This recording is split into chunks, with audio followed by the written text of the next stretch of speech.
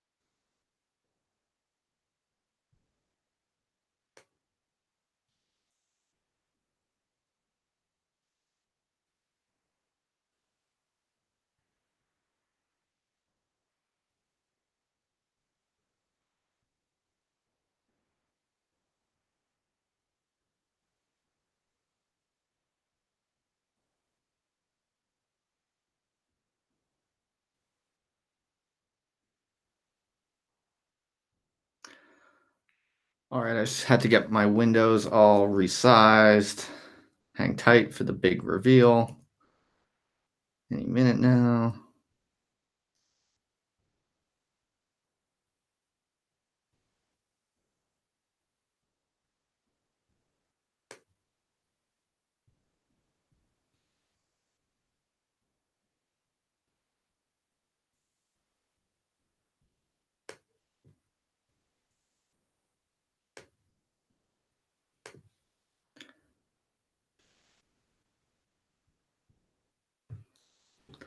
All right, people, what's going on?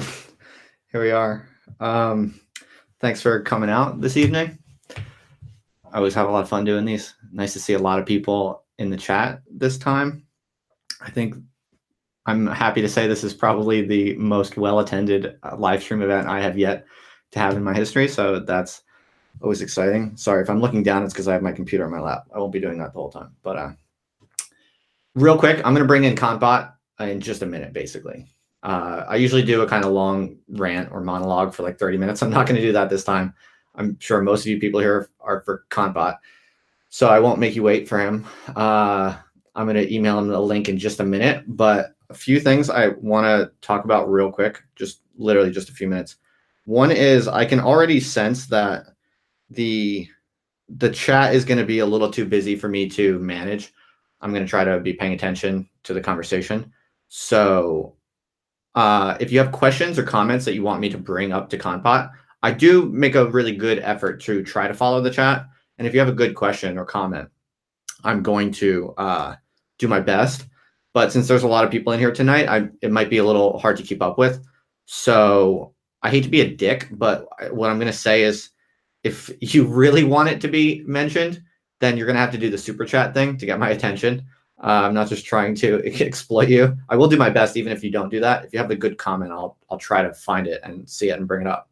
But if you do the super chat, I will make an extra special effort to say or bring up whatever question you ask. I'll use some discretion if I want to not talk about something. But yeah, I'm just letting you know.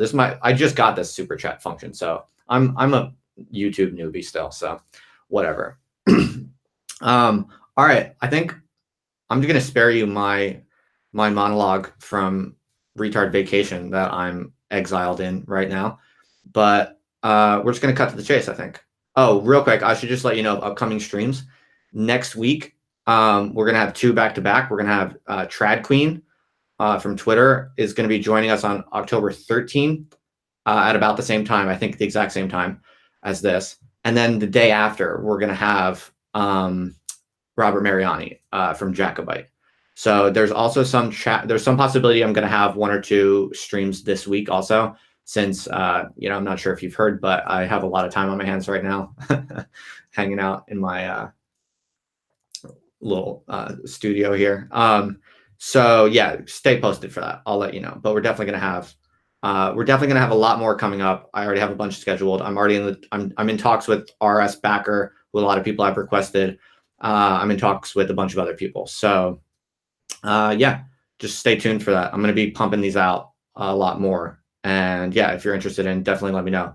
Because, having a sense of how much people pay attention to these definitely helps kind of motivate me and makes it feel worthwhile. So yeah. Oh, and if you want to get in the Discord server, my Discord server is kind of starting to get some new fresh blood lately. So if you want in on that, the protocol is you just have to DM me on Twitter. It's just a little bit of a filter to make it a little harder for like low effort people to get in. So DM me on Twitter that you want in the Discord, and I'm happy to bring you in, unless you look like a neo-Nazi or something like that. All right, so let's just bring in Kantbot, shall we? I just have to email him real quick. I wonder if Kantbot thinks that I'm a Fed. I wonder if he subscribes to this theory. I mean, he must not if he's doing this conversation with me. But yeah, that's the most preposterous thing I've heard in the past week. And I've heard many preposterous things because I've, received some firm messaging from the institutional world, let's just say. All right, Kantbot, I don't know if you're watching this or listening to this, but I am emailing you right now. I'm not going to blow up Kantbot's email, but I'm going to jokingly mention that 420 is in his email address. All right. What do I have to put as the subject line? No subject. And the link. I'm not going to post Kantbot's email. No, that would be rude. 1 sec, folks. Invite. There we go.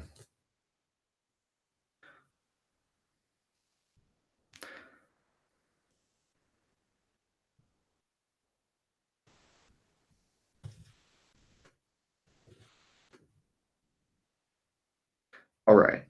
The invitation to Kantbot has been sent out. That's all done.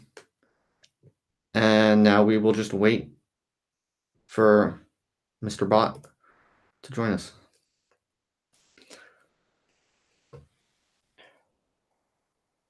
Can everybody hear me okay? Is the audio all right? Should I turn that shit up?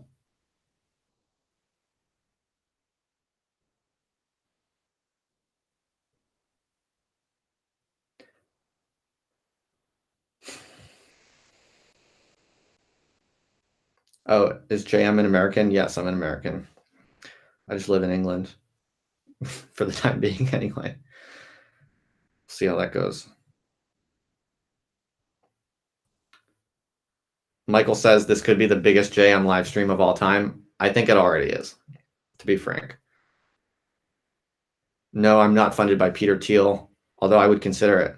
Kantbot, there you are, man. Can you hear me okay? Kantbot? I can hear you. All right. Can you jack up your audio a little bit? I don't hear you. You sounded a little soft.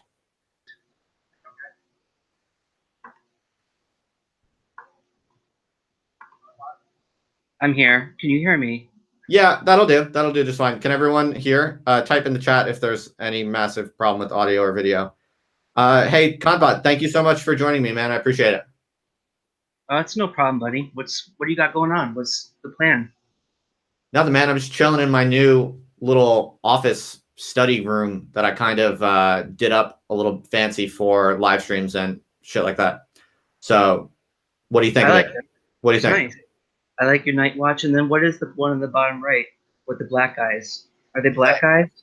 Yeah, it's a Black Panther poster by one of the more well-known Black Panther artists named Emery. You know, in my college dorm room, I had a poster of. It was the only poster. I didn't have any of those bullshit Boondock Saints or whatever posters. I just had a poster of Malcolm X. You know, the By Any Means Necessary, where he has a gun. Yeah, that was it. That's all you need. Are you into like the radical Black liberation people? I would consider myself a Black nationalist. Yes, if that's what you're asking. Would you? Can I ask you, Kantbot? I mean, how you've self-described as an ironist before, so could you explain to me a little bit about what you mean by that? Like, how seriously should I take you, or should I be prepared for everything to be ironic? Can you speak to that? The Christian needs irony to humiliate the devil. Okay. Cool. So I'm I was curious if you were going to dox your face or not, because there's video of you floating around. So it's not like your face is unknown to people. So is there a reason why you stick with your avatar? I'm just not. I don't see any need. Fair enough. Fine by I mean, me. I'm in a dark room and stuff, so there's not much to see. It just look weird. That's cool. No worries. I was just curious. So could we start by just, I don't want to pry. I know there's rumors on the internet already that I'm a Fed. I'm happy to assure you I'm not a Fed, but I'm not like trying to get any secret details about anyone's life or whatever. So I don't want to pry. You don't have to share anything you don't want to share. But could you, if you and I were like chatting at a bar and I just wanted to know more about you, could you tell us a little bit about like who you are and your background to whatever degree you're comfortable with? I don't know why do people say that you're a Fed man? I don't know why. I have no idea. I think because people on the internet are crazy and paranoid and shit. It doesn't make a lot of sense to me. Now they say I'm a Fed because of my whole FBI thing that happened to me. Yeah. Are you allowed to talk about that, or you don't want to go there at all? Yeah, I could talk about it. I mean, not much really happened with it. So okay, tell us about it. It was just I got just an email from like the Chicago office or whatever, and they had all this like out of date information about me. And I talked to the guy, and he was under the misperception that I lived in Chicago. And then he forwarded it to the New York office. And then when I talked to the guys in the New York office, they didn't really seem to care that much. Okay. And they just sort of dropped it. So it was like a total false alarm mistake kind of thing? Yeah, I think it was just like somebody reported me, someone with a bad intention. They sort of gave the FBI some information about me, which wasn't correct. And then once the FBI sort of realized that the information they had wasn't good, I think they just, dropped the whole thing. So where were you born and raised, if you don't mind me asking? I'm from Wisconsin. Oh, no shit. Okay. And where are you based around roughly now? I'm in New York right now. Oh, okay. Interesting. And when did you first start writing on the internet? Like 2013, maybe. And what got you jazzed up writing on the internet? Well, there wasn't a lot of stuff going on back then. There wasn't all this like, you guys have all this great stuff that us elders have built up for you to enjoy. How old are you? I'm 30. Oh, okay, dude, I'm 32. So don't call yourself an elder. I am your elder though, in terms of your reaction and acceleration, dark enlightenment. I've been around the block a few times. Okay, I'll give you that. So go on. I'm sorry. There wasn't all these goodies for all you little kids to enjoy. So there wasn't a lot going on back then. I think this was around the time that MRA was kind of like becoming a thing. Okay. I think that whole ship has sailed now, but back in 2013 or 2014, I guess that was a big thing. So that was one of the bigger ones, like men going their own way. All that stuff was sort of taking shape around that time. And I didn't really know about any of it. I didn't have an independent sort of interest in it. What I was doing was just like reading some different things, and I was mostly reading about 18th century media theory, studying like Grub Street and things like that. Okay. And were you blogging or on Twitter or what? Well, when I wasn't posting online at all. I wasn't really using the internet at all. Okay. And I didn't have any social media profiles or anything. So I was reading about, I was reading about Grub Street. That's important because I was thinking at the time, because you had all those hack authors and they had this new, mechanisms of the printing industry that was developing during that time. And I sort of thought maybe something was going on the internet that was interesting that I could get involved with like that to sort of develop new genres of literature. But that was before all the good posters really came around, or most of the good posters. So there wasn't a lot going on back then. And who are the good prime posters to you? I'm not going to rat everybody out, man. No, I mean, just who are your favorites? Like, if you want to shout anyone out in a good way, I'm saying. No, I don't know. I don't know if I want to bring the heat on everyone. Okay, that's cool. Yeah, no worries. Like I said, I'm not. I don't think you're a Fed. I'm not suggesting that in any way, shape, or form. I think you're a good guy. Cheers, but man. I don't know who's listening. I don't know who your listeners are. Yeah, no, and in all fairness, like I don't know the security culture of all of the different ideological internet subcultures. So it's quite complicated. exactly, that's why I'm doing these streams, is to just ask people straight up like what's going on with things. So yeah, if I ask a question that betrays the security culture of your crew, then just forgive me and ignore it. Yeah. Yeah, I do my best not to have a crew. I think the crew is the biggest liability. But yeah. I have my friends that I respect. Right. Okay. So really counts. So when did you start writing on the internet, and in what way?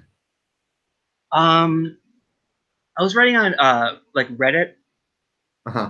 Back before they sort of banned all the subs that I posted on now.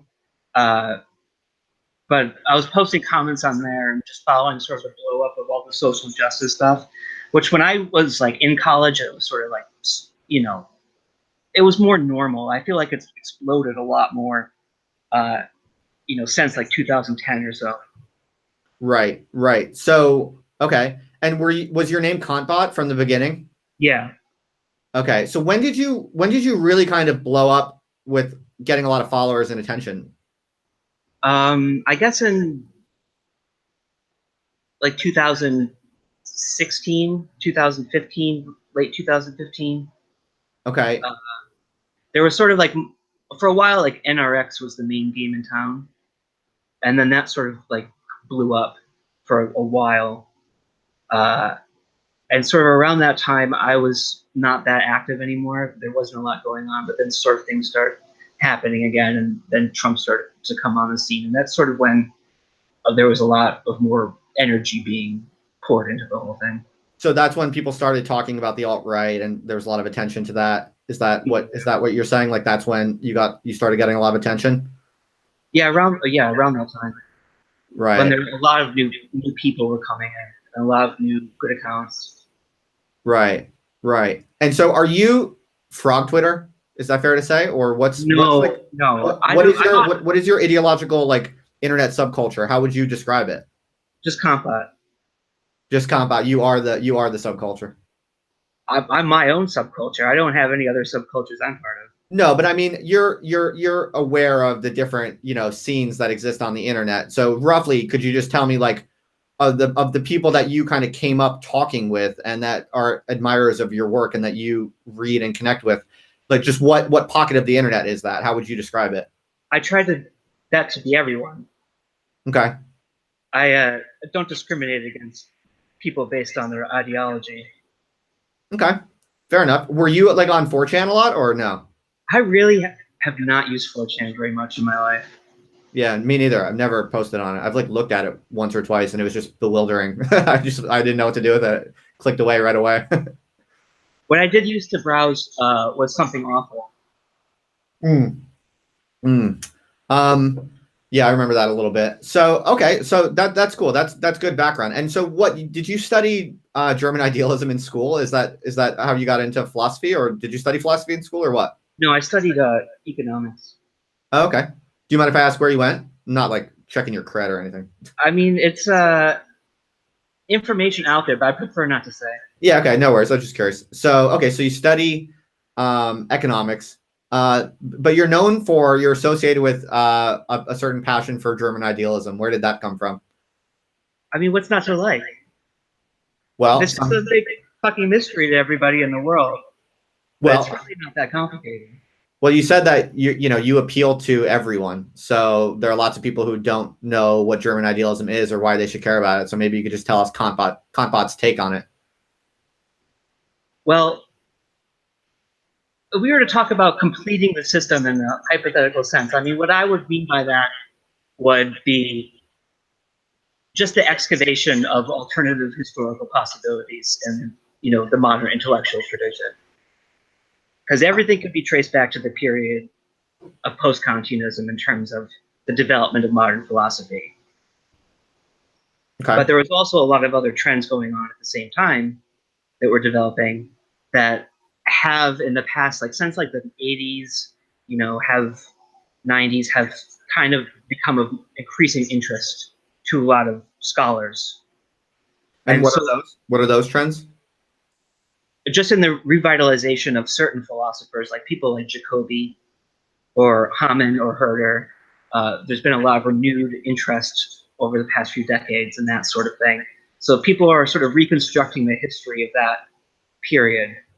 And so obviously with like even the more cutting edge of the theory, like continental philosophers, like they've been turning back to looking at Schelling and things like that now. That's obviously one big direction that things are going. Okay. But there's different ways of seeing that period. I mean, you have certain scholars of that era that are more interested in the ways that it foreshadows postmodernism. Like Manfred Frank is one scholar of German Romanticism and idealism who really stresses those components. And then you have other people like Friedrich Beiser who sort of emphasize different ideas, like more of like the theological thinking sometimes that is considered outmoded in a lot of the other areas that are interested in this era. Okay, cool. What do you think about Nick Land's take on Kantianism? Do you think it's overrated or underrated? What's his take on Kantianism? Oh, well, I think he sees his work very closely related to Kant. Someone else could rehearse it. That's definitely true. What's that? I feel like that's definitely true. I wasn't sure. I just wasn't sure if you had a take on if you think it's a kind of compelling project in the Kantian lineage, or if you thought it was heretical. Nick Land is a rationalist. What do you mean by that? It means that he's basically rooted in the classical Enlightenment project. Is that he's trying to immanentize absolute reason or pure reason as a physical being or entity. And that's really what it seems like he's all about. Right. Well, he definitely seems to believe in a certain kind of transcendentalism. He has this kind of take. I would not say that he's a transcendentalist. Well, he seems to think that capitalism is this kind of like consummation of Kantianism. He basically said that in my talk with him, if I recall correctly. I mean, that's definitely true. I mean, we are still under the basic Kantian compromise, and that's what really has defined modernity. Right. So in terms of the mitigation of the mental faculties, the mitigation of the rational and our sense perception. So I think that that mitigation is still what we have going on. And I think Nick Land is more of a traditional rationalist. I wouldn't say that he's a transcendental philosopher because he relies much more on like analogical sort of thinking and more of a Herderian sense, is that he's positing these metaphors as sort of literal identities, and that's a big part of the whole style of his philosophy and all the people that he comes out of and surrounds. And that's one of their major modes. So I wouldn't say that he's a transcendentalist because I don't think he upholds the transcendentalist distinction very firmly. I think he does the opposite. Okay, that's interesting take. I mean, from what I understand, I think he thinks that basically capitalism, and in some sense, that's almost interchangeable with cybernetics, is this kind of transcendental structure. I mean, I know he has said, I believe he said in my conversation with him. Let me chime in here, Justin. Go for it. I have something I'd like to say. Yeah. Who is the founder of cybernetics? The founder of cybernetics? Who's the founder of cybernetics? I'm sure there are competitors for that title, but I think most people would think of people like Norbert Wiener, right? I think that Norbert Wiener says that it's Leibniz. Okay, sure. Yeah, like I said, you can make arguments. So tell us more about that. Or why do you bring that up? Because that's the rationalist tradition that Nick Land and all the cyberneticists are in right there. Not so much in the Kantian tradition, which is, places such limitations on that project. Okay, yeah, I'll think about that. I don't have a horse in the race really. I was just curious if your interest in Kant shed any light on some takes you might have on Nick Land or not. No, Yeah. no, that's I love talking about. I don't have a horse in the race either, to be honest with you. Is it fair to say, that you're a Kantian? I wouldn't go that far. Oh, okay. I was probably just taking your the Kant part of your name too seriously. That's a mistake that people make. Fair enough. Fair enough. Cool. So What are you drinking? green tea. It's late here. It's 12. It's 12 a.m. here. I'm staying up late just for you, buddy. Yeah, I know. I rushed home from work just to talk to you. I appreciate that. No worries. Yeah, this will just keep me alert for, another however long we're talking. What's on your mind, man? Is there anything that you want to talk about in particular? Do you want to talk about like JFK and Lee Harvey Oswald? If you got theories, man, I think we'd love to hear them. Well, what do you think? What do you think is going on there? I mean, I would put some sort of foul play at a probability of, I would say like maybe 50%. There's something sketchy going on that was systematically suppressed. That's not saying much, but I think it's pretty clear there's wacky stuff going on there, and there was some sort of foul play. What do you think? I think there's 100% chance. Okay. And we know that it was Cord Meyer of the CIA. There's no doubt about that. His wife was murdered, his ex-wife. So what's your theory then? Well, who did it? I don't have a particular theory. I'm just a scholar of the literature here. What about 9/11 truther theories? Oh, I'm not so sure about that. I don't subscribe to that theory. But I'll tell you what I think generally happens. I think that these intelligence communities, the FBI, what they do is they set up a plot with the supposed intention of stopping the plot. I think that's what they always basically do, is that they entrap people, they find people that they consider to be borderline, they help radicalize them, they get them involved and tell them that they're going to involve them in some sort of suicide plot, terrorist attack, and then they equip them, they give them a fake bomb or something and tell them to go with the intention of stopping it, swarming him at the last minute, and it's a fake bomb, and it was all just a setup. But then I think a lot of times what happens is that the FBI just like lets them go, or whoever in the intelligence community, whichever agency is running these ops, is they just let these people go and just actually do the attacks. So is this like a meta theory of a bunch of conspiracy theories? Like you think this is a pattern that explains a bunch of confusing cases in history? I would say that that's just how the standard operating procedure.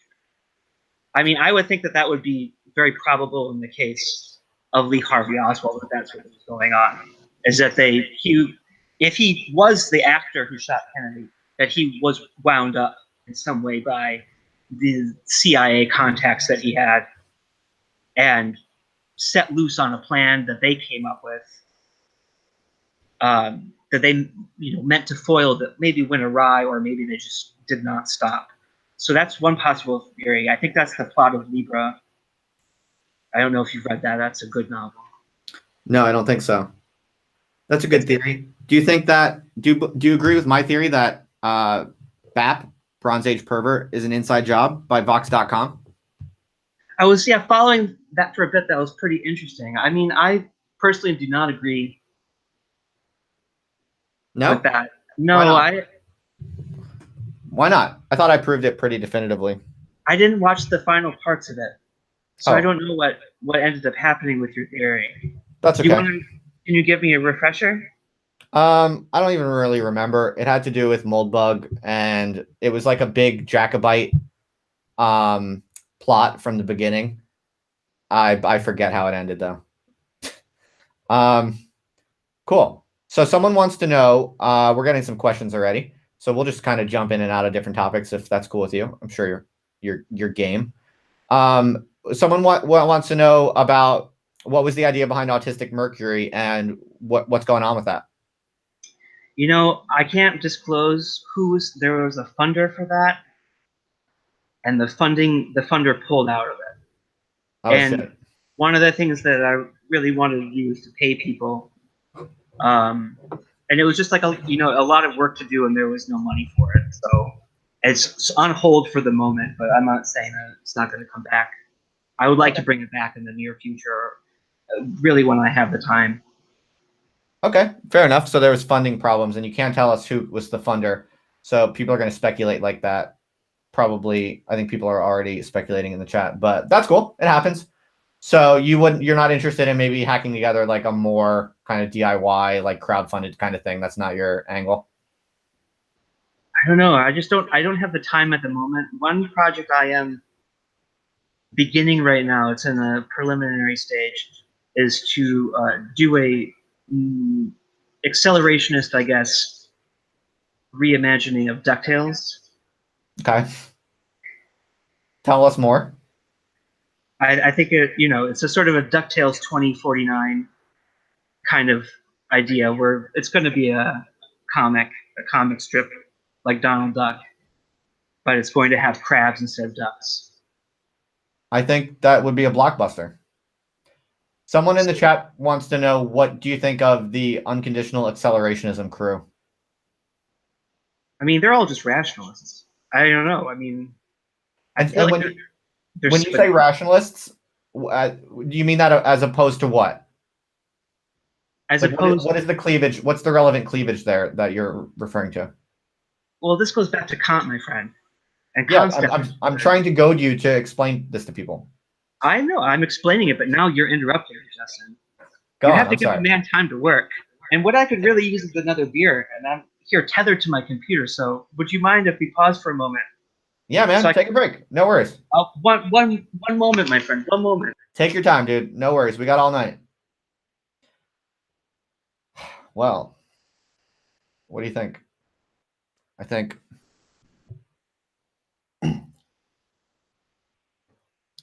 everything he said was pretty reasonable, except his disagreement with the idea that BAP was a Vox.com job. Which, I know that my videos were, taking some liberties, making some speculations, but the basic idea that Vox.com or authors at Vox.com played a kind of inside role on Bronze Age pervert, I maintain that to this day. I do believe that I basically uncovered that, and I think it's true. So I'm a little surprised that Kantbot believes JFK theories, conspiracy theories, but doesn't. Why are you surprised about that, motherfucker? Well, I'm surprised that you believe the JFK conspiracy theories, but you don't believe my quite reasonable, well evidenced theory about Bronze Age pervert. Because you weren't willing to articulate it. I believe what you said is you forgot. I was willing to listen, and you blew it. So don't blame me. No, dude, the reason I forgot is because I shit out brilliant theories like 3 times a day, and then I just leave them. I make so many brilliant theories that I can't keep them in my memory. That's why I write them down. That's why I put them out into the world. That's rough. I know that life. Yeah. But anyway, honestly, I was just trying to amuse people while you were taking a break, man. I was buying you time. All right. Well, I'm back, and I have a beer, so. All right, dude. Welcome back. And yeah, you can feel free to take your time with all of your answers. So do you want to continue on telling you like to refer to people as rationalists, and it seems like it's kind of in a negative light. So rationalists as opposed to what? Well, Kant defines his philosophy as specifically critical or transcendental idealism. He goes back and forth on those terms. He ends up, I think, preferring critical over transcendental, but he defines his idealism in such a way because he's trying to distinguish it from 2 other kinds of idealism that he identifies, which would be dogmatic idealism, which is rationalism, and problematic idealism, which is skepticism. Like Hume is a problematic idealist. And okay, Dickman then develops that distinction and basically boils it down to the difference between the critical and dogmatic. So the rationalists are really, they're the dogmatic idealists. Got it. I'm just trying to extract, the Kantbot's Kantianism. So, Spinozism. That's dogmatic idealism. Very bad, you think? I don't know.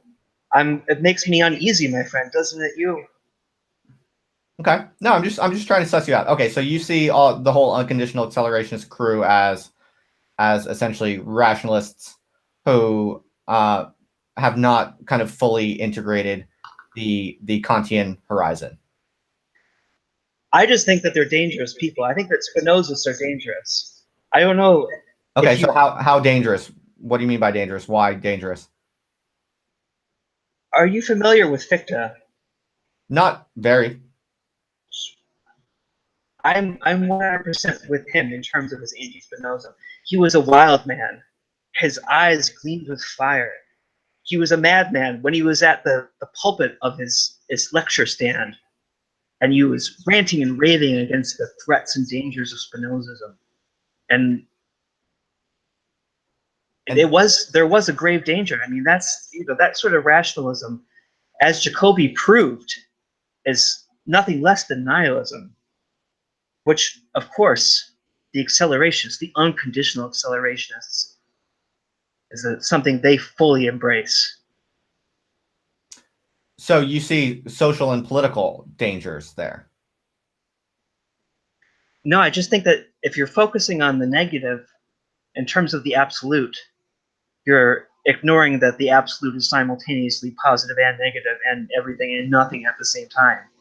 So really this sort of view is one-sided, which does not make it a viable philosophical solution to the problem of modernity.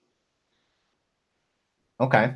And so what's how about we transition this into a little bit more about your politics? And so how do you see the problem of modernity?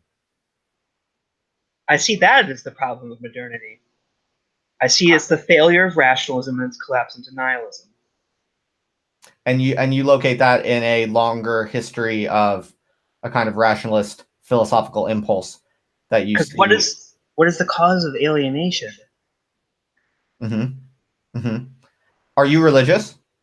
No. Not at all. I'm thinking about joining the Mormon church, but only for practical purposes.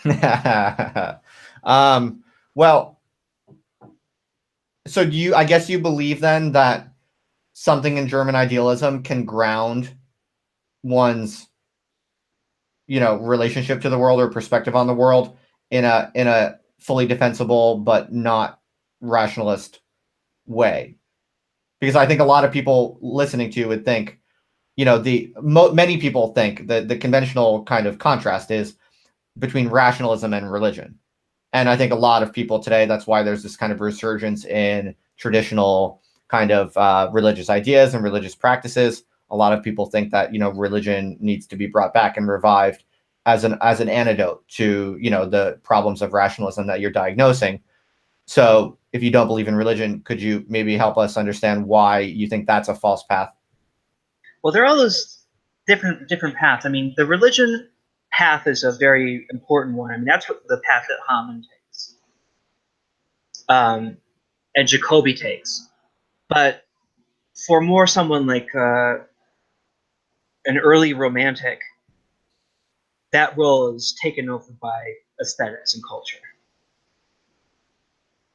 Go on about which it. is which is what I would say. I in the vein that I'm most in.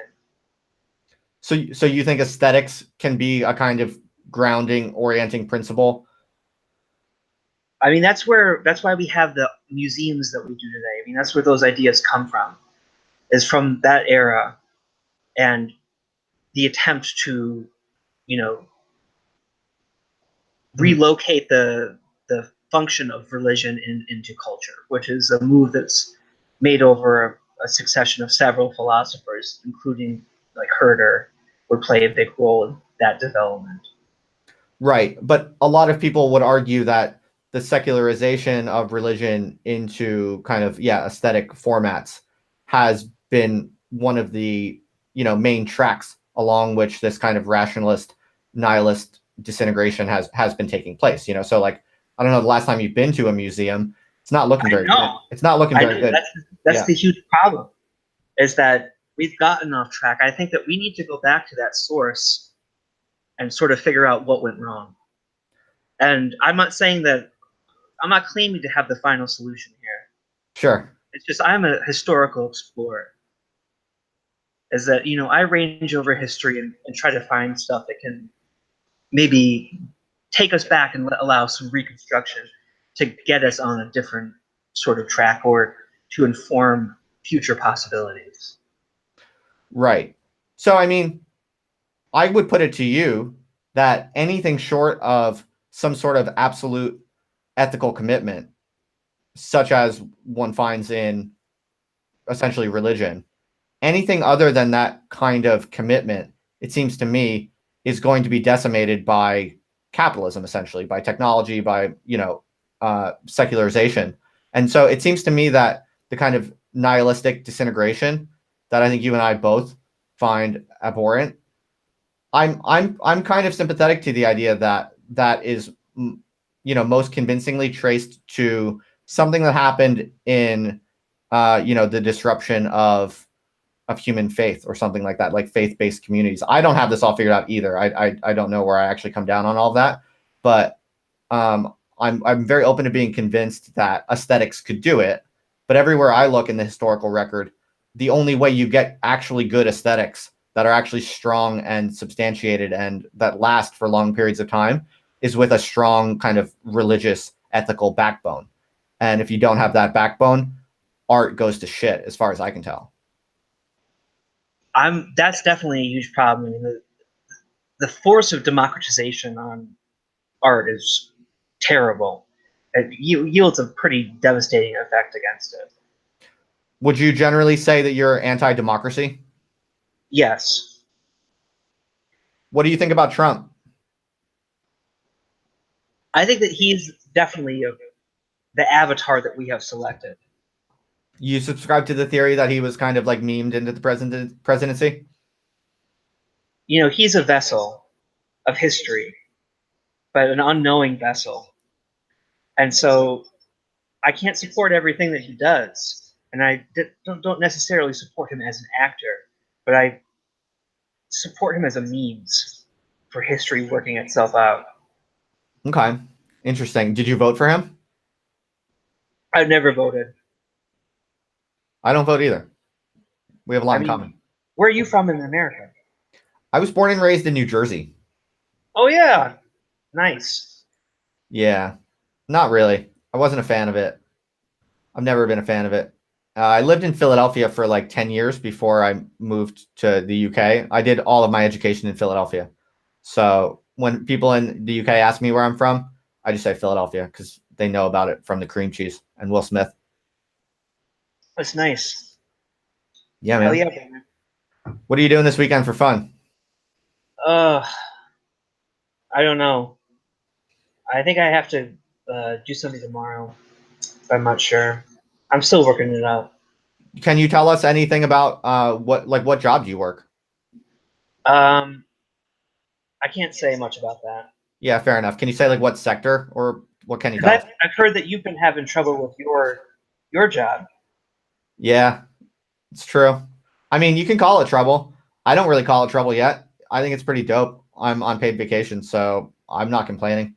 Honestly, my view is that academia pretty much sucks, and the job, I don't really like the job that much anyway. I mean, it's not bad. I'll keep doing it. It's like just barely worth maintaining the job, basically. And so it's only barely livable. So if I can't just say whatever I want to say, then it's not even, I don't want the job really. So I don't really see it as a problem. I see it as this was probably an inevitable reckoning. And, I've paid vacation until I hear more from, the powers that be.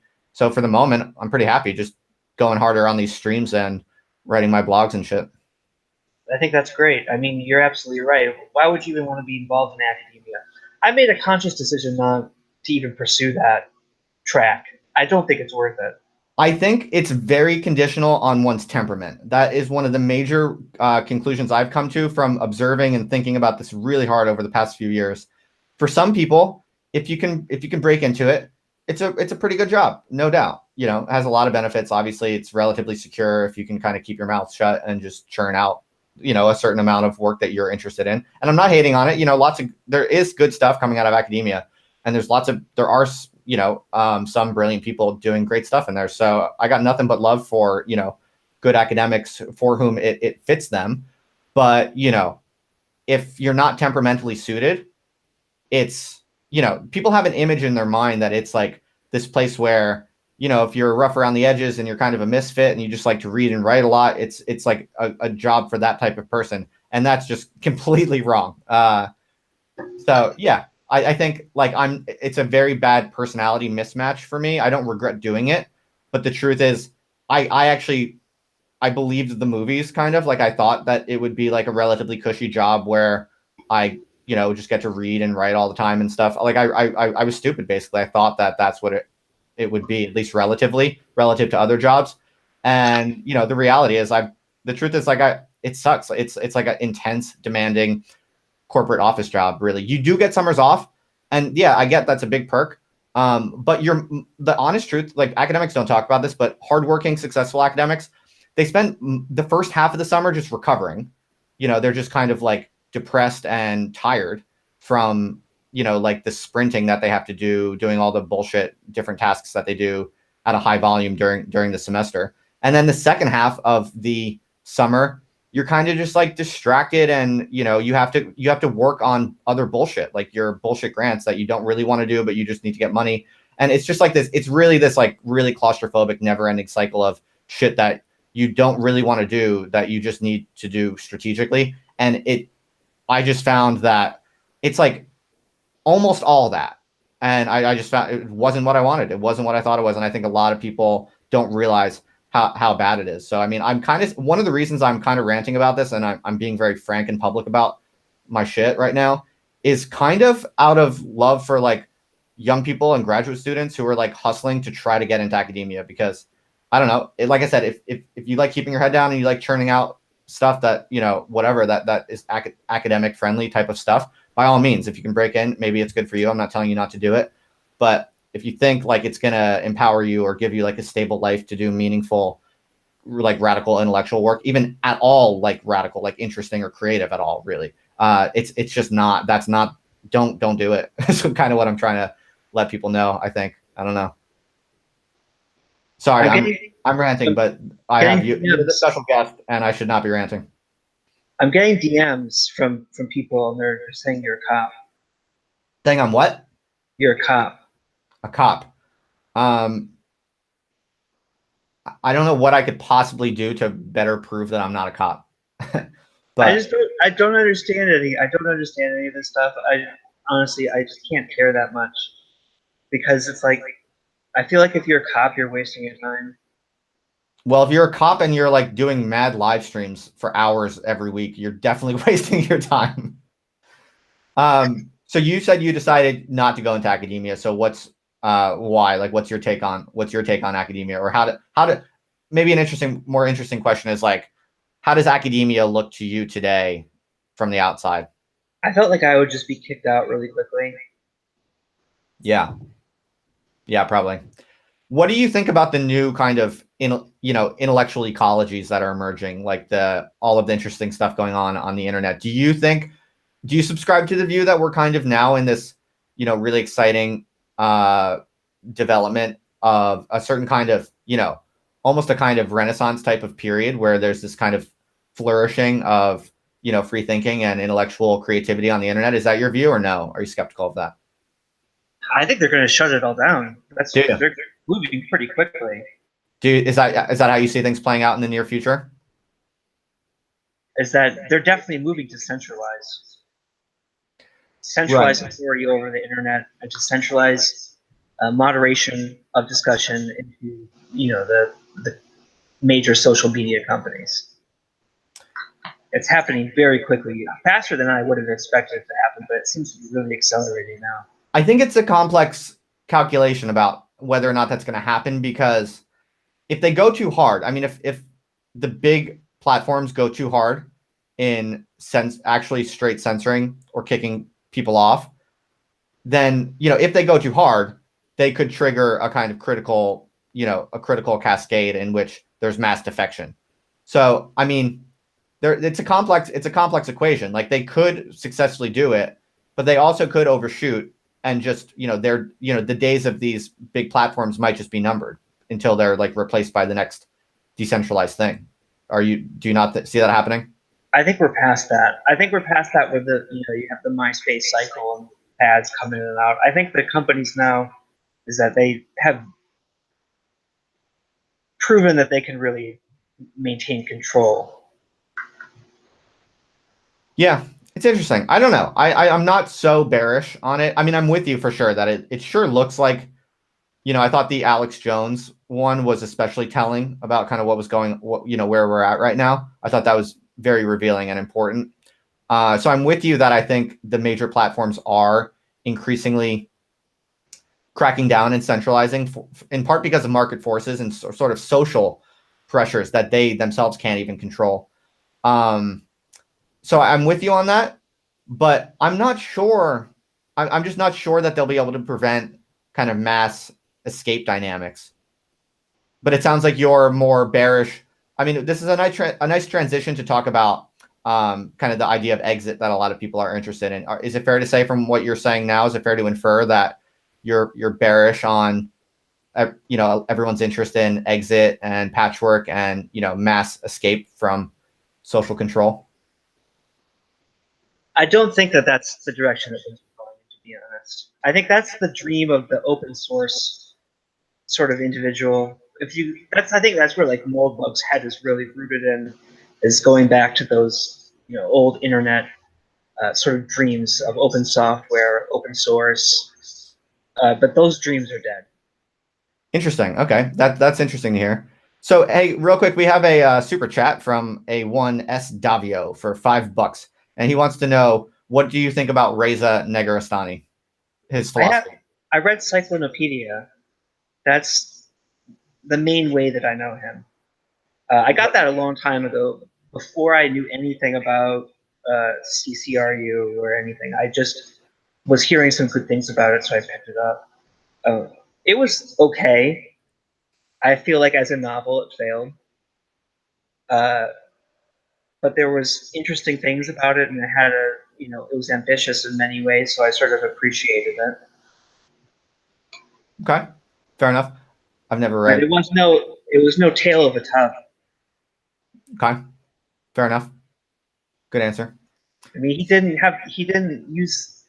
make use of all the tools that the novelist has at his disposal. He didn't make good use of them. He should have gone back and read his Stern or something and made something more imaginative structurally and like narratologically. So I was disappointed with him on that front, but there were some positive things about it too. Interesting. So, who's your favorite novelist? It's a good question. I would Fielding, maybe. Interesting. Someone made an interesting comment in the chat about crypto and blockchain. Do you not see these as potentially game changers for these like major centralized institutions? I don't know. I don't see much going on with them. Where's my Bitcoin, huh? Why is my Bitcoin going up? I'm waiting, but all of you blockchain cucks out there, I mean, you keep promising shit, but you're not delivering. So if you want me to go out there and shill for your fucking blockchain, you better get off your asses and fucking go and make my Bitcoin go back up, you assholes. Yeah, fair enough. I guess I take it you didn't become a Bitcoin billionaire. No, I'm not. I'm not big into Bitcoin. I'm not heavily leveraged in Bitcoin. Fair enough. So, real quick, I don't want this to take up too much time, but Michael Siebert, I see you in there. I see you're still asking me about a Fed, if I'm a Fed. I mean, I'm happy for people to ask, like, people can tell me what can I give me a reasonable standard of like what I could show you that would convince you I'm not a Fed. Like, give me something reasonable. And if I'm not able to give it to you, then, maybe you can believe what you want. But Are you being radicalized right now? If you're a Fed, I'm okay if you're a Fed, but I would like to see you be radicalized by your interactions with people like me. how would you like to radicalize me? I would just like to show you the dangers of the people that you're working for, the dangers of the CIA. And I would like you to break free, my friend. If you're a Fed, break free. Okay, so let's go straight into. Look how you're avoiding this. That's very suspicious. Is that I'm telling you right now, buddy, if you're in the CIA, I know in your heart and your conscience is that you must be feeling pretty guilty right now because you're lying to everyone. You're lying to all of your people in your chat, in your super chat, and you're lying to me. So I don't know. Look at the look on your face. It looks kind of guilty. It looks highly amused because it's so dumb. I'm trying to spare the audience from a stupid conversation. Is why I'm keep trying to change the subject. But this is the logic of the conspiracy theory infected mind. Everything looks like it's evidence for the theory, and yeah, conspiracy theories are rife on the internet, especially on YouTube. So it stands to reason that my inference is that a lot of people in the chat are paranoid. How right wing are you, Kantbot? I don't subscribe to that. At all? You I don't. don't. I don't subscribe to anything. I'm not a left wing. I'm not a right wing. I would say I'm a Stalinist. That I'm a TERF. That I'm a black nationalist. So that's how. Okay, you're a Stalinist, a TERF, and a black nationalist. Those Anything are else? some labels I would use to describe myself. Anything else? I'm a Marxist-Leninist.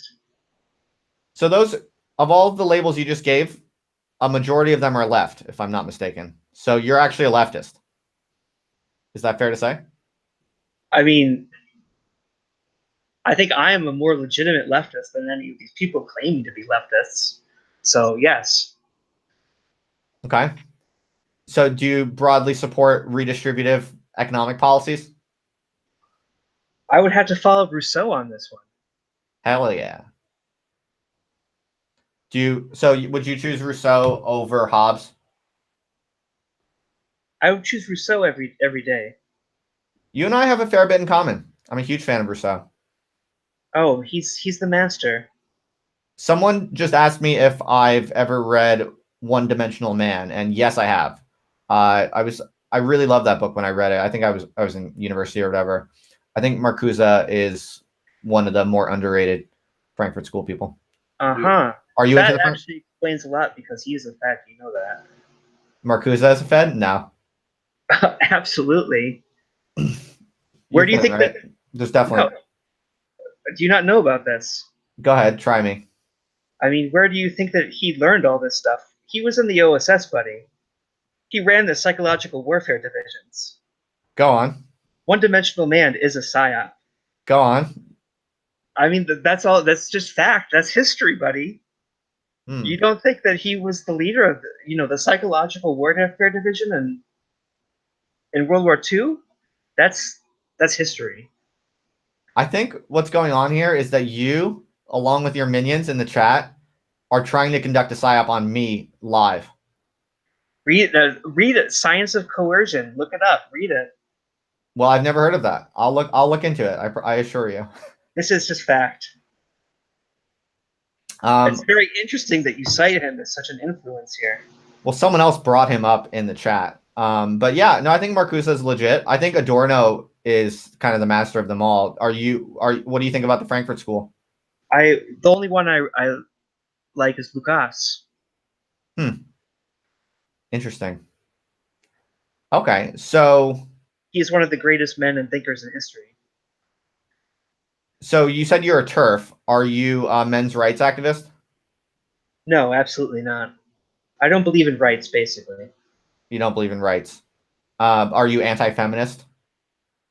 Yes, I would say so, yes. But you don't care that much about like men going their own way or like men organizing or pickup artists. You're not into like any man culture stuff. I don't think that any of these people should have rights. So. Right. But I'm saying temperamentally and culturally, are you into things like around, like I guess what I'm trying to understand is what is your relation to the trad male subcultures. Are you into that or no? You know, I am mostly into Fielding's Shyamala is where I draw most of my gender politics from, to be honest. Okay. What book by Fielding should people read? Jonathan Wild. Why? It's are you familiar with the tale of Jonathan Wild? I'm not very familiar with it. No. My friend. I'm Is it super.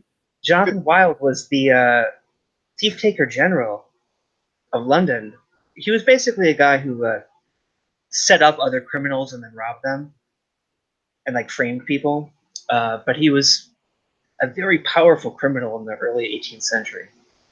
And so a lot of literature from that era uses Jonathan Wild as a stand-in for the first prime minister, Walpole, for his criminal nature. Are you familiar with the Beggar's Opera? No. See, this is one thing that I'm always surprised about, especially among the English, is that they don't know their own history. They don't know their own culture. Not that you're English, but that you live among the English. These people, they don't know. Yeah, I don't know shit about English history. The Beggar's Opera by John Gay. It's Tell me more. like during the 18th century, the theaters in London were licensed, so that it was very highly controlled. There were only 2 theaters with licenses in London, and so there was a big controversy back then. They had a major financial bubble. They had a big financial crash that the prime minister was involved with. So there developed this whole war in the theater where John Gay did something like the Beggar's Opera, where Jonathan Wild was used to critique or make fun of the prime minister, comparing him to a thief, obviously, the thief taker general. And so it initiated a war that basically led Walpole to forge a play by Gay and have it staged as a pretense for shutting down the theater in London. And I always take such interest in things like that. I mean, that's such a, it's all trolling all the way down. You got to see your roots here. You got to trace them back and find the origins of the trolling. Do you ever make it over to London? I'm not a well-traveled man. No? Have you not been to London? I went to Japan. That's probably that was the first time I went out of the country. That was only a couple of years ago. That was really wonderful. Have you ever been to Japan? I've never been to Japan. No. It's a really wonderful place. Why? They have a lot of funny customs there. It's like when you give them, like at the cashier, you go to give them money, they won't take it. They actually have a little tray that they make you put the money in.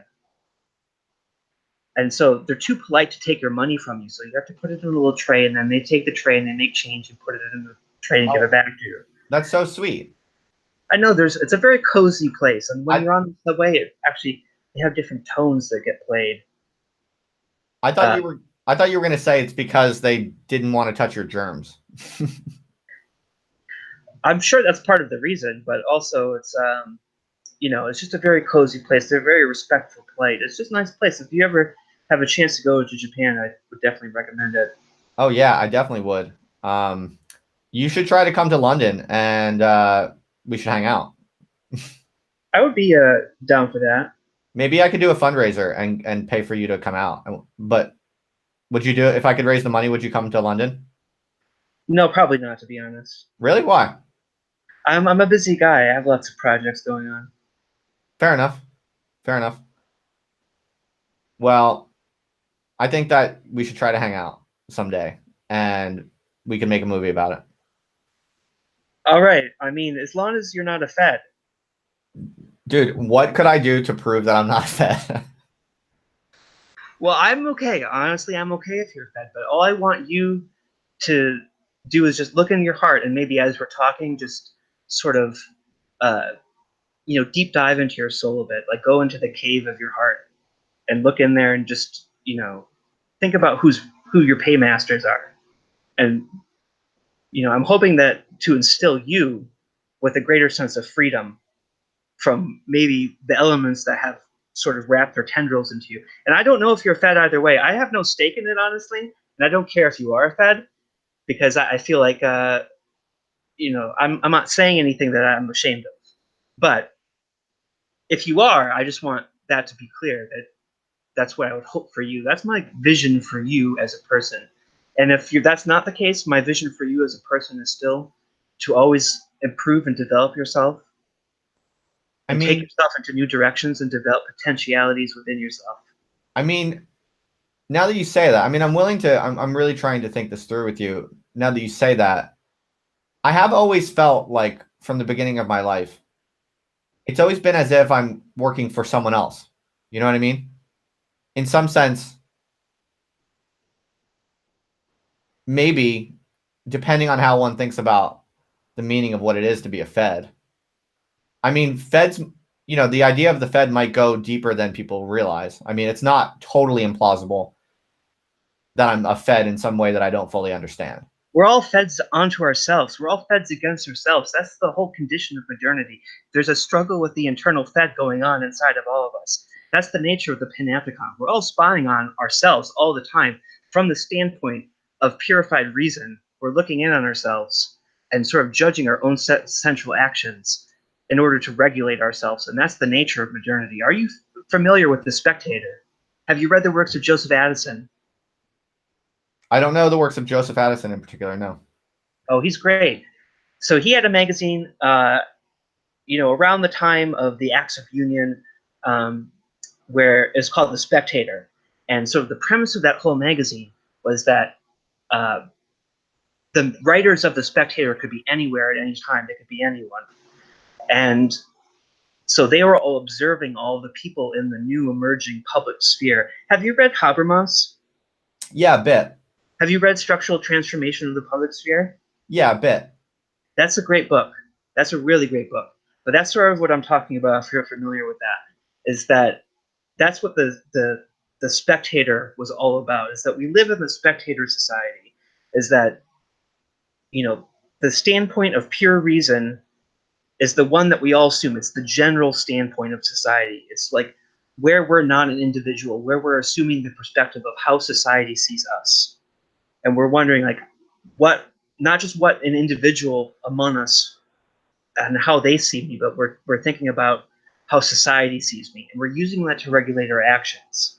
So we're all in that way spying on ourselves, is that we all have that internal panopticon going on that really allows us to be autonomous agents in a mitigated patchwork of post-Kantian compromise.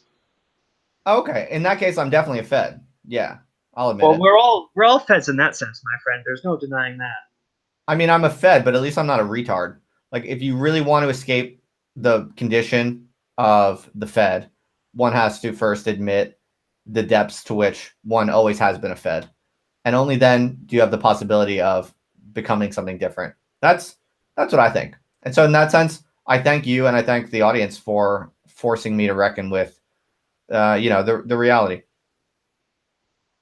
It's no problem. I'm glad to help. What are you working on right now, Kantbot? What is like what's in your mind the most? What are you thinking about or working on or looking forward to in the near future that you want to do? Well, right now I have a lot of reading that I'm trying to finish right now. I'm especially just trying to finish up reading kind of like all the secondary material that's available about German idealism and about Romanticism and sort of late Enlightenment philosophy. So that's one project that I've really embarked on earnestly lately. And what are you looking for? What are you after? Just to read all the books that are available. Honorable goal. But why the ones in particular that you're reading? Because I'm trying to exhaust and master the entire secondary literature. So that's the thing that I'm systematically working on right now. But I have some other writing projects I'm currently working on that I don't want to discuss too much because they're sort of in a nascent stage, but I'm considering and planning and writing a few things, especially a novel about Georg Hamann where he solves historical mysteries. Okay. And he uses hermeneutics to solve murders in the Baltic. Cool. I think people would love to read a novel for you. But Have you also read- my DuckTales project too is becoming increasingly important to me. Yeah, that might be the top priority, I think. Have you written much fiction before? Have you not read Trend Warriors, my friend? I'm afraid not. I'm sorry, not to insult Don't you. do your research on your guests here. Not that much. This is maybe one reason why you're not a Fed. It's because you haven't really done your investigation here. What's There you my go. file? There you go. Yeah, if I was a Fed, I would know that. Or you're No, just lazy. But do you know my file? Have you seen it? What's in it? no, I'm not I've been lazy. reading a book about Lee Harvey Oswald's file recently, about his whole construction of his various CIA and FBI files. So I'm wondering, like, what's my first document in my FBI file? The first document in my file that I have on you would be, I guess it would be when right around the time of Trump, I guess that you described earlier in the stream when you probably started getting a lot of attention. That's probably when I first found you. I probably bookmarked a few things you said. I did a little bit of investigating into your private life. I hired a private assistant. I have some photos. I wouldn't dox you, but I have my own photos. I mean, I know basically where you live. I know what you look like. I know who you hang out with. But I won't share them. I have nothing to hide. Don't That's worry. how you live your life too. You have something to hide. You have your Fedness to hide. Dude, I got nothing to hide. I lay all my shit out there more than anyone else probably. But I'm out here. I'm living my life. I'm out in the open. I'm free. Can you say the same for yourself, buddy? I think not. I mean, one could reason that you're very secretive. It could be because you're a Fed. I mean, it's not implausible. Absolutely not. I am in the tradition of satire and the deep literary tradition of trolling. Who do you think used their own name to publish? You know, I honor my ancestors as an autist. I am on the spectrum. I am diagnosed. I follow what my ancestors did in the literary tradition, and I use a pseudonym. And it's what everyone should do. And I distrust people who use their own name. Now that's counterintuitive because a lot of people would think that you could trust more someone who puts their name on something. So why do you think that? Absolutely not. Absolutely not. That means that they're not autist and they're not real. They're not invested in the literary tradition. But they don't take pride in their public construction and their identity and their pseudonym. You don't write as yourself. You write as a character. Yeah, I completely disagree with that. I think that you have a different name besides Justin that you use. Is this an alias? Yeah, actually, I have a pseudonym that I've used on and off ever since I came of age at about like 20 years old. Oh, can you disclose this? Oh yeah, the internet is littered with content. Dude, I was a content creator way before content creators was a thing. What were you doing? Dude, I was making videos. I was writing blog posts. I was doing like performance art, all kinds of shit. When I was in grad school, I lived in like a big anarchist warehouse with like a bunch of crazy people. And yeah, I did drugs and hung out and just did whatever seemed interesting and fun. And I did a bunch of shit under the name Barclay Shields. And if you Google Barclay Shields, you can find movies, you can find like blog posts, you can find, a bunch of shit, really. And every now and then I post something on it. I have a SoundCloud rapper project that I'm working on right now. I literally, I kid you not, I wrote a rap song in the past week, and I want to do I want to be like a mumble rap. I want to give it a go. I just want to try the mumble rap kind of genre. Post reviews in chat. Post reviews in chat. Is the rap song good? Post reviews in chat. Post reviews in chat. Post reviews. Yeah, I just want to see what the people say about this. Oh well, no one's heard it yet. I don't have anything. I don't have any songs public. But I wrote lyrics. I have the lyrics to a proper like mumble rap song written, and it's called "Retard Vacation." And I'm even talking with someone who's like does legit music, and he's going to do the beats. And people said terrible. People said terrible. Gay, do not listen. Really bad. Gay. Is that true, or are they just lying? Dude, who's lying? I don't know the truth. Dude, if I don't care about getting fired, do you think I'm going to care what some dipshits in the chat think? I think not. You should. This is your audience. Anyway, I respect you, everyone in the audience. I don't know about this guy Justin Murphy, but I respect you. I'm here for the My I'm audience here for respects the that. noble. Oh, Paul Town's in the chat. It will never be Little Paul tier. I agree with that. If anyone out there has not listened to Little Paul, go to check out Little Paul right now and follow and subscribe him. He's a great rapper. He's one of my faves. Okay. My name's gonna be Lil Barclay. That's okay. It's no Little Paul. I've met Little Paul in person. And what he did is in Times Square is that he did an amazing performance of Rocket Man with the performer in Times Square. And the crowds just descended on him. This guy was playing the piano. He was singing Rocket Man. He was not doing a very great job. But as soon as Little Paul came in, all of a sudden everyone perked up their heads and were looking all around. Who's that amazing performance coming from? And everyone crowded around the piano to see Little Paul perform. And then, as soon as the performance was over, this dirty, disgusting Times Square performer turned to Paul Town in anger and horror and pushed him away and said, "Back off." And that goes to show you that Paul Town inspires a lot of jealousy. So if I would encourage you not to be worried if you're entering the rap game. Don't be scared off by Paul Town's talent. Is Lil Paul the same as Paul Town? I mean, they're not the same because they are a different person. But it's the same body? That raises the interesting, that's sort of a devil's elixir sort of situation. Are you familiar with devil's elixir? No, feel free to go into it. Have you, it's E.T.A. Hoffman. Do you know Hoffman? No. You're giving me lots to read, though. I appreciate it. E.T.A. Hoffman was a Prussian jurist, sort of during the Congress of Vienna post-Napoleonic era. And he wrote a lot of horror and fantasy stories. He was a big influence on like H.P. Lovecraft. If you're interested in like H.P. Lovecraft, like E.T. Hoffman is sort of where that. I don't really read fiction, but you don't. Why not? I'll mostly care about nonfiction. But you should definitely be reading fiction. What's your favorite novel? My favorite novel is Hatchet by Gary Paulson. Is that the one with the little kid? He gets stranded in the woods. You know it. Yeah, I remember that. But seriously, what's your favorite novel? I don't have a stock answer to it. I'll let you know if it comes to me. You can tell me like your top 5 or top 10 or any that just come to mind that you enjoy. Yeah. I'm just trying not to reach for the first thing that I think of. I guess what would be my favorite novel?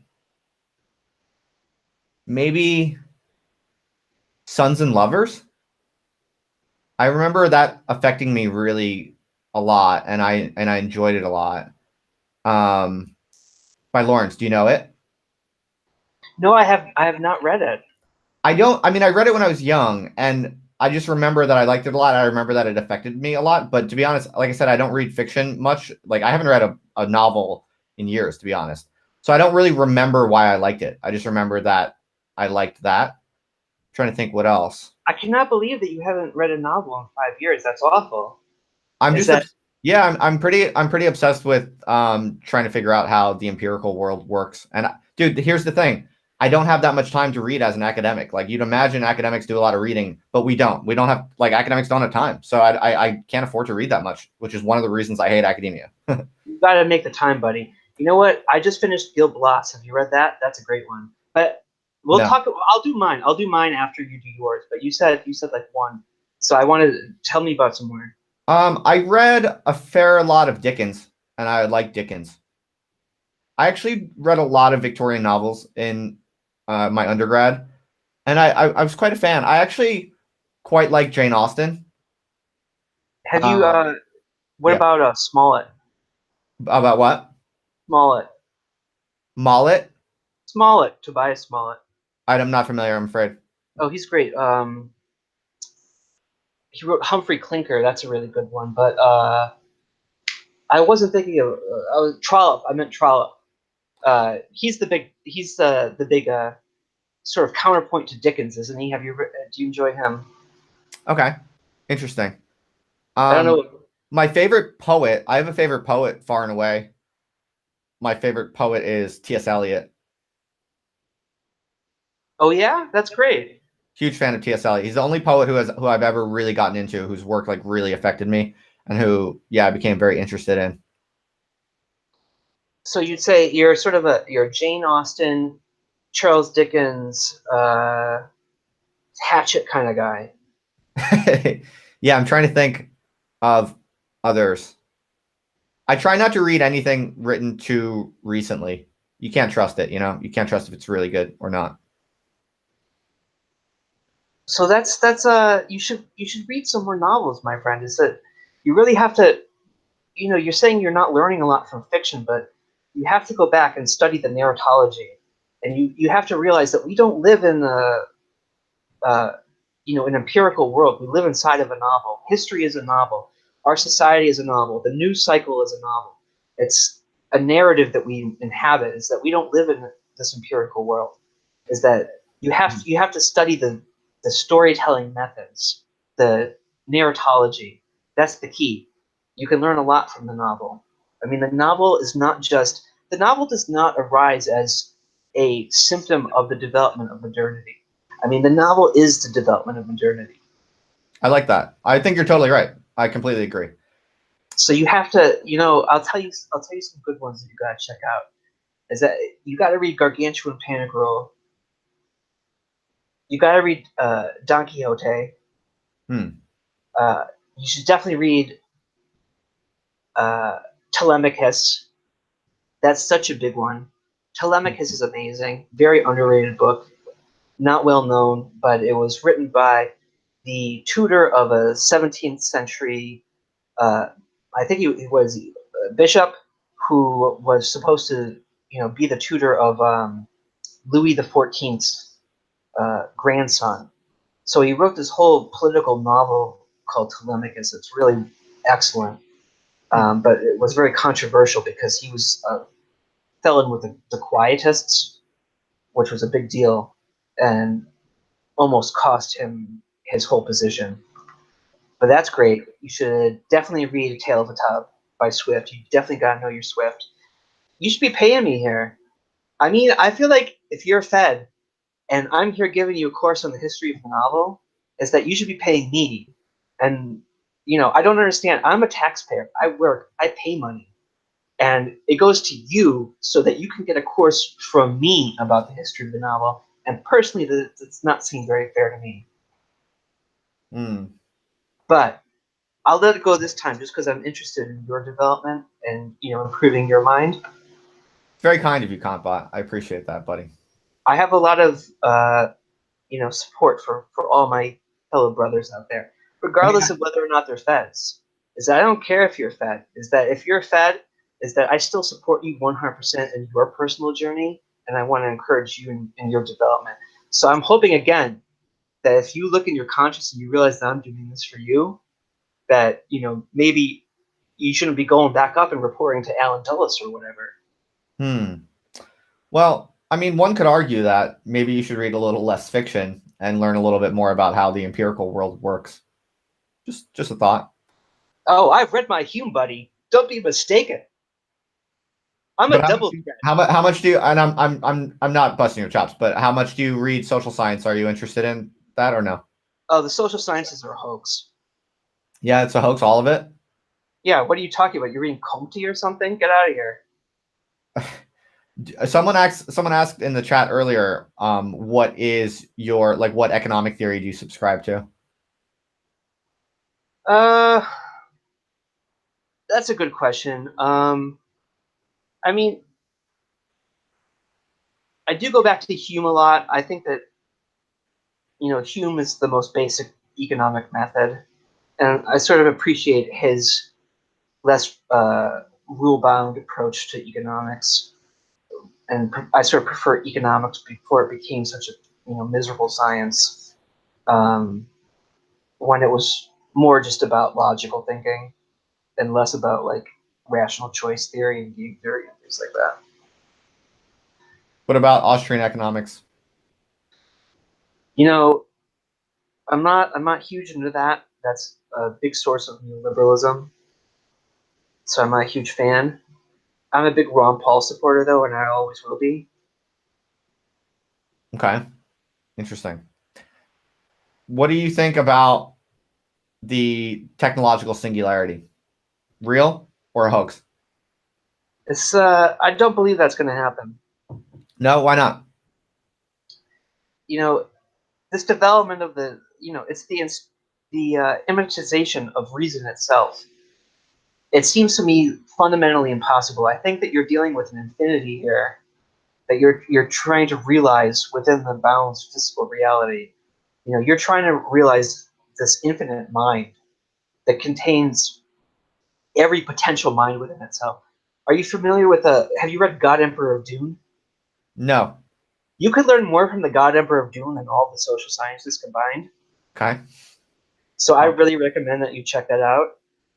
But that's what the power of Leto II, that's what he can do. Is that he can simulate every mind in existence within his own mind, and every personality within himself. So he has access to all of those. And that's sort of what we're trying to realize with this whole AI project. But I think that there's an infinity there that is always not going to be able to be realized within the bounds of like physical constriction. So I think that that project is ultimately doomed to failure, but it may succeed a great deal. But I do not think it will realize its true promise in the sense that some of its bigger boosters have tried to say that it would. So that makes sense if you think about a kind of more expansive version of the singularity argument. But what about more restricted arguments that, some sort of kind of super intelligence take off? Do you think like that's plausible and more realistic? Like basically we reach a point where machine like human level machine intelligence begins to be able to improve itself, and then there's a kind of rapid takeoff of some kind. I always think it will go sort of the route of. Are you familiar with Star Trek: The Next Generation? No, I've never watched Star Trek. I think that it's going to be more in the direction of Data from Star Trek, and it is going to be a hypermind that contains all possible minds. So is the internet already that, in some sense, becoming that?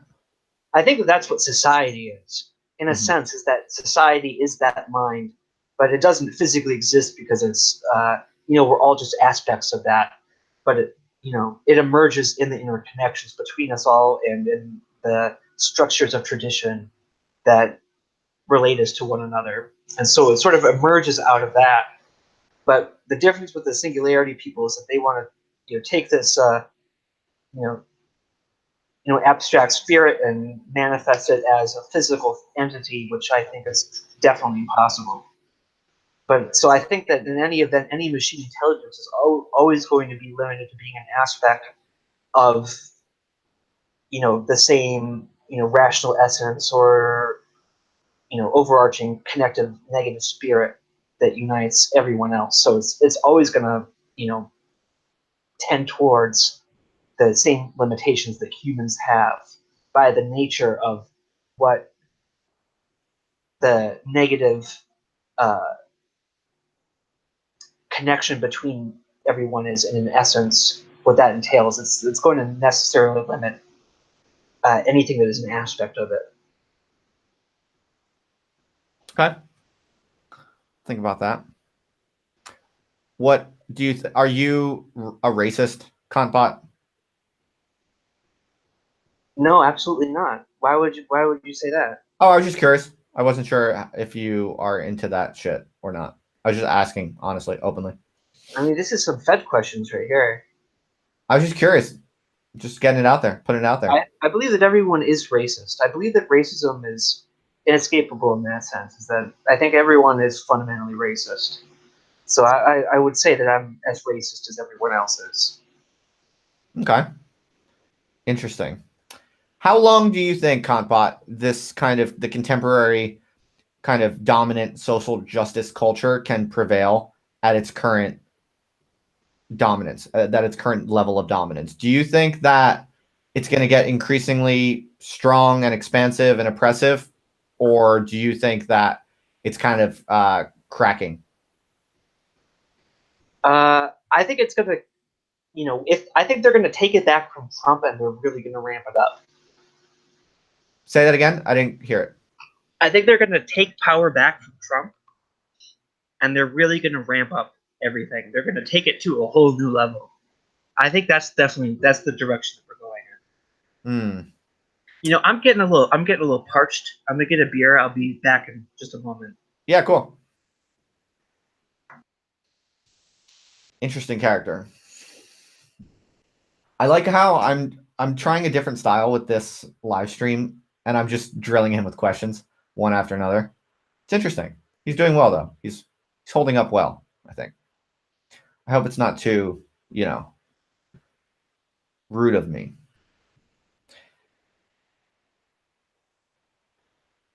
What should I ask him? I guess I need a bit of a breather too. I should probably fill up my drinks, but then I'll have to piss too much. Okay, I'll ask about Cody Wilson.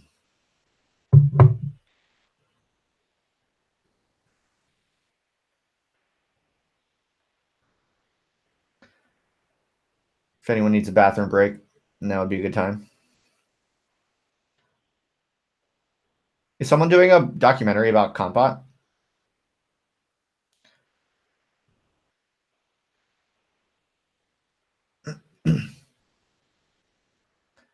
I don't remember exactly what I liked about Sons and Lovers. I also have this problem. This is one of the reasons why I don't read a lot of novels. I can never remember shit about what happens in novels. There's something broken with my brain. I don't know. I just remember what I liked about Sons and Lovers was I I guess I'm pretty emotional, and I don't know, I remember it being um sweet. I found it emotional. I honestly don't remember even what happened. But, I never advertised myself as good at talking about fiction. So if that's what you're here for, I'm not your man. I am here for you to talk about fiction. I'm just answering questions from the chat while you were getting a beer. What beer are you drinking? It's Oktoberfest. I don't know, Blue Point Oktoberfest. Dude, are you like a hipster beer snob?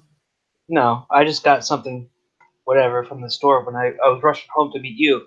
I wanted to have a nice beer after work, so I had to kind of rush over here. But I got some good stuff. I think this is pretty good.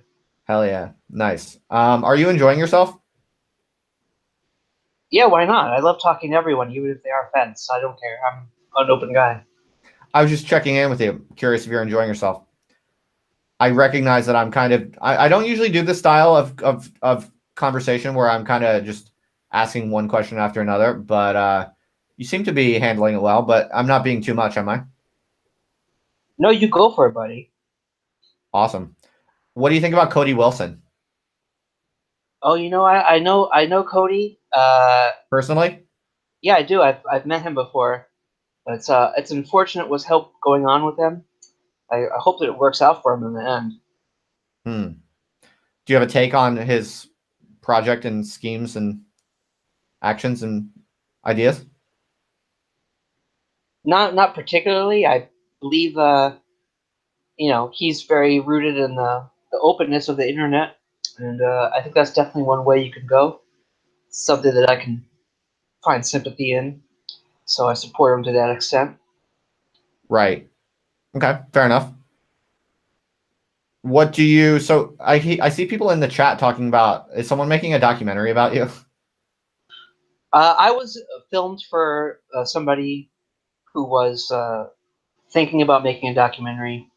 I don't think it's going anywhere at this particular moment, but it was just a small thing. That guy who keeps asking about it is kind of just like a nutso, but I don't really know what else to say about it. What did you say about that guy? Oh, he's just like kind of like a nutso. Oh, dude, that guy's probably a Fed.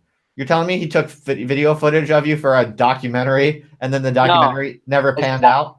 That guy who's asking about it, he's like a real nutso.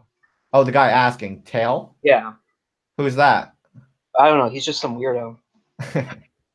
Okay. Fair enough. All right. I don't know. How long have we been going here? You want to wrap this up, maybe? If you're tired, man, you have the right to step out at any time.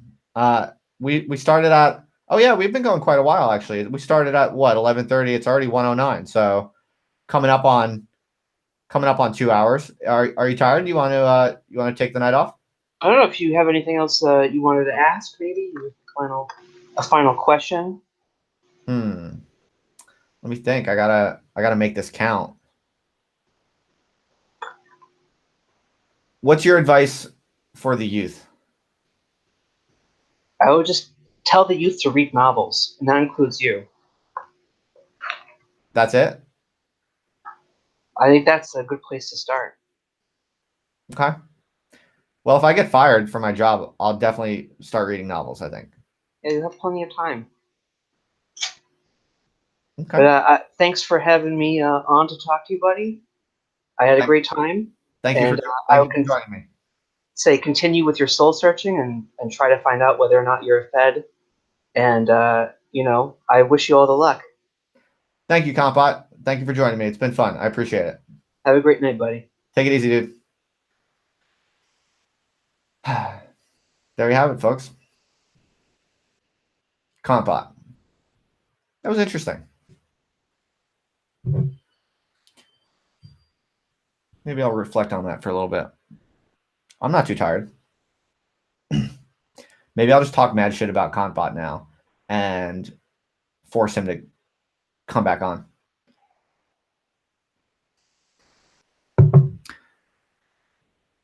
It was interesting. I enjoyed talking with him. I like his angle. I like his shtick, and I'm still trying to figure it out.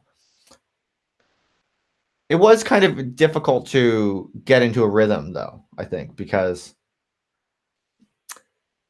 he does have this kind of ironic, performative veneer, you might call it. I should have talked to him more about the debate between Anon and face doxing because I do disagree. And I think, first of all, I think there's nothing wrong with being Anon. I think there's nothing wrong with a, you know, performative alter ego. There's lots of benefits to that. I don't have any objection to it or critique of it, really.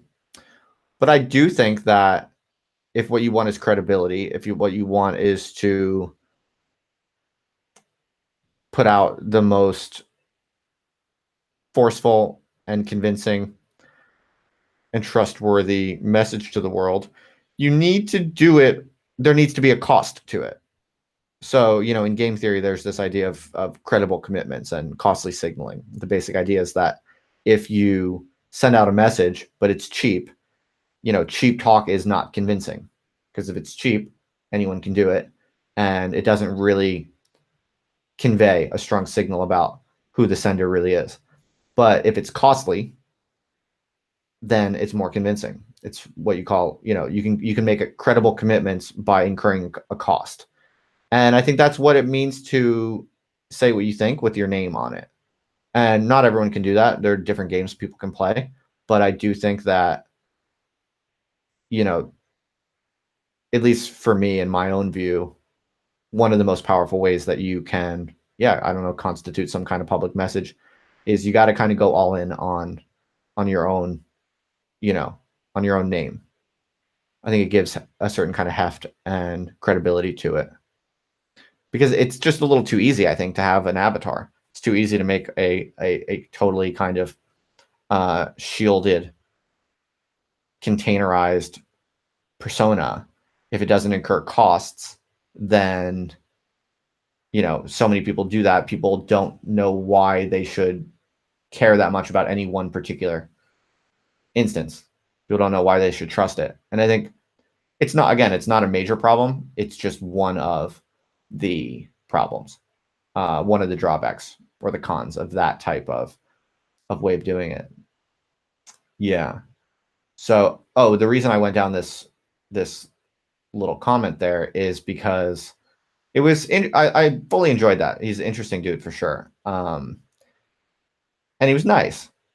But the whole when someone has that kind of ironic veneer, it's hard to get into a rhythm because you don't know what you're really dealing with. You don't know, you know. I fully enjoyed that he was kind of poking fun here and there, and it was funny. But I just don't know. I don't know. It's hard to play ball with it. It's hard to get on the same rhythm because you don't know what's really going on under the hood, and you can't really um predict. You can't really like reliably anticipate what's coming from the other end. And so it's kind of hard to make a kind of collaborative investment in a particular uh, line of thought and kind of go down it together. I thought that was I think that's kind of one of the things that I noticed or felt talking with him.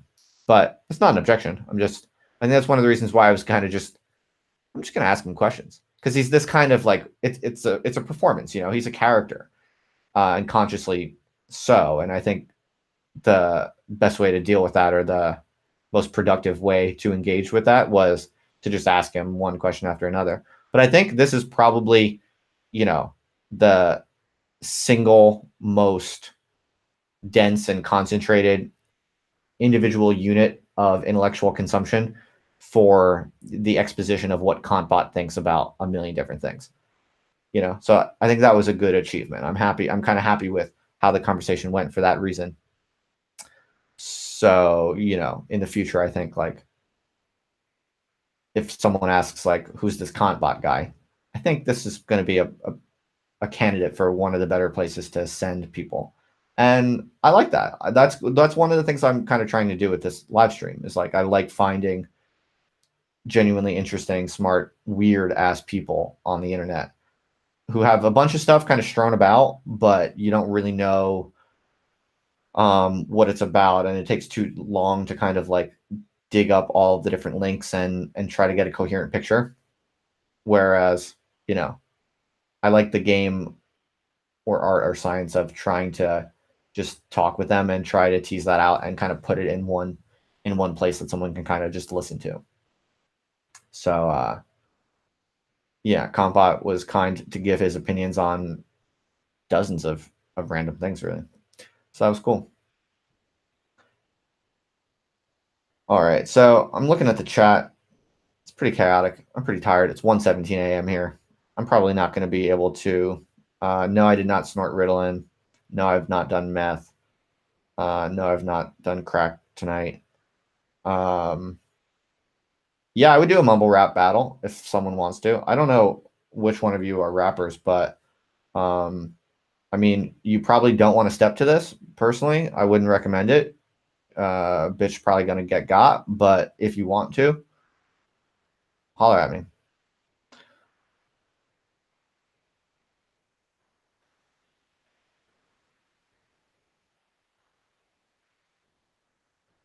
The King says a more conversational approach might have worked better than direct questioning. Yeah, but that's what I'm saying. I mean, I think it was a conversation. I enjoyed it, but it was a little hard to get into that conversational groove. I mean, some of my podcasts or live streams have been more conversational, but yeah, I felt like there was this layer of ironic distance, ironic detachment. I mean, you folks who know me, I'm sincere, man. I don't really. There's nothing wrong. I love like performance. I love people who are like putting on a weird act. I'm totally cool with it.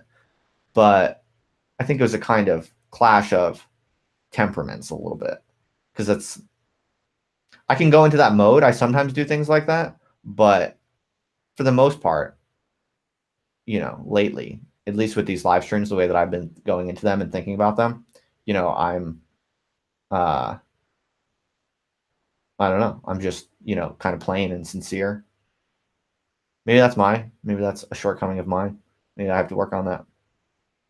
But that's fine. I'm fine with that. Oh shit, I got crack on my glasses. I'll wipe that off. Thank you.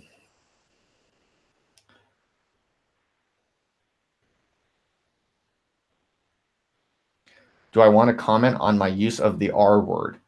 Yeah, sure. Like, it's just not that big a deal. It's a very normal word. You know, someone said this was on the front page of YouTube. Shout out to Kantbot. Very good. Everyone says retard. It's not that bad of a word. I mean, look, I'll say very honestly and frankly, I don't think it's a very nice word. I don't say it all the time. I don't love the word retard. I don't, relish calling people retards. It's mean. It's a nasty word. I wouldn't recommend it generally if you can avoid it. Like, I do think it's best to be nice if you can and avoid being mean if you can, on average. Sure. But it's just not that bad. It's a little mean. Like, that's all I would say. It's very normal. Normal people call each other retards jokingly. And I don't know how to break it to you. It's just not that bad. It's very normal. I would describe it as vernacular. And I think there's an important political dimension to speaking in the vernacular. You have to remember that a lot of moralistic professionalism, when people in high paid jobs with high status speak a certain kind of language, and certain words that normal people use are not allowed to be spoken. And then a bunch of other jargon words are kind of valued and prized.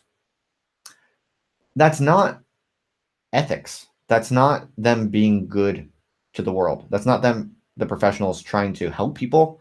That's them marking their own territory. It's them distinguishing themselves from poor people, from the hoi polloi. And its primary function is precisely that. Its primary function is to promote the professionals and their righteousness and their social standing over and above the heads of normal people. I don't like that game. I don't want to play that game. Obviously, to the degree I'm a professional, I play it somewhat, but I just think it's ugly. I think it's nasty. To the degree I can get away with not playing it, I'm going to try to not play it. I like to speak in the vernacular. I like to speak how normal people speak as much as possible. And yeah, I don't think that's heroic, but I do think it has a political dimension. I do think that in general, I think it's more progressive, to be honest. I think it's more progressive to speak how normal people speak, even as a professional, because it chips away at, the perceived specialness of the professional class. I think professional moralism is just a bullshit performance, is basically what I think. And normal people say retards, so I'm going to say retard occasionally if I want to, but I'm not glorifying it. I don't think, on average, I probably shouldn't call people retard just because it's good to try to be a nice person. But I'm not going to apologize for it. It's not that bad, really, is the way that I see it.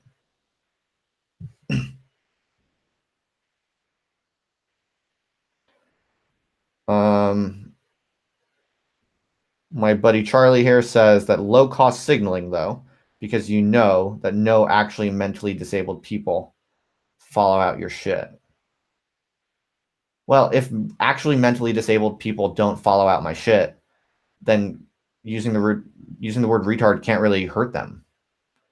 Look, I'm not convinced at all that using a word such as retard in any way damages the prospects of disabled people. I don't believe that it harms them. To be honest, I don't really believe that when people say that it hurts them. You don't really know what hurts people. And in general, I believe in giving people the benefit of the doubt. So if I meet someone, certainly if I have any type of relationship with someone, and they say, what you just said, Justin, that hurts me, I take that seriously. I would back it up. I would not say it again. If I have a bond with that person, I would apologize, whether, I have a right to say it or not. No doubt about any of that. It's a totally different game when people in public are saying that they're hurt or they're saying that this is harmful in this like hyper mediated internet space. And, you can distinguish between cases in which someone is actually hurt and you have some sort of bond where you care about not hurting them, from the overwhelming majority of cases that are just strangers who, you're not speaking to, who are probably not going to actually hear what you say. And even if they did, you're so distant from them that you saying a particular hurtful word is not going to actually cause any harm or pain or suffering. I'm sorry, but that's kind of how it looks to me.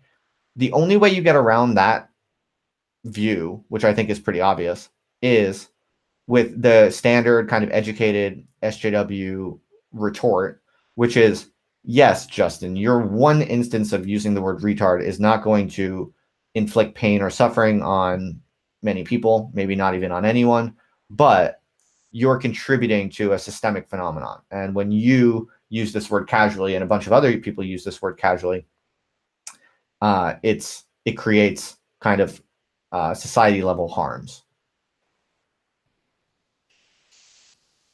Maybe.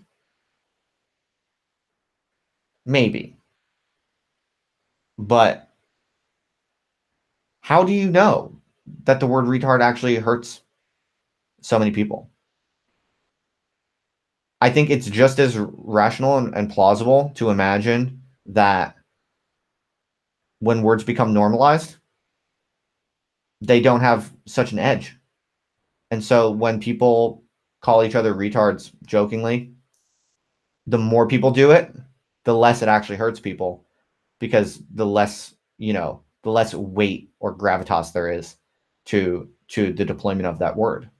So even that kind of educated systemic level argument about the harms of language like retard, it's slippery, it's dubious, and it can cut the exact opposite way in the sense that I just gave. In some sense, you could argue for that reason that activists who make a big fuss about very specific words as supposedly harmful and push hard public campaigns to stigmatize certain words and to stigmatize people who use certain words, those people are actively investing those words with a harmful, unique, rarefied edge.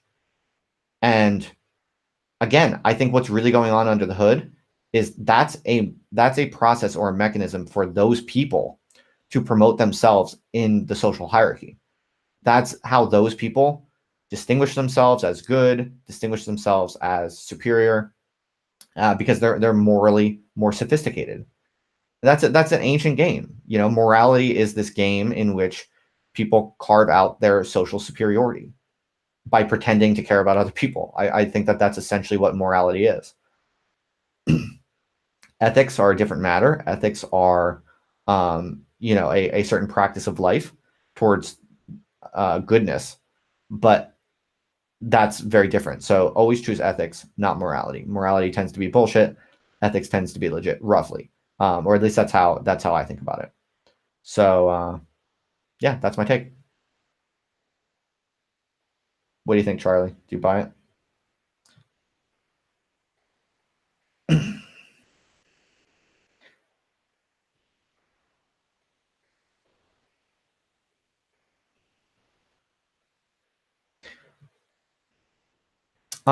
Yeah, I don't say the N word generally.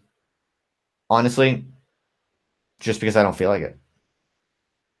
I think you can have debates about that, and I got enough on my plate. I'm fighting enough battles, and I just don't feel like doing that one right now. That's my honest take on that.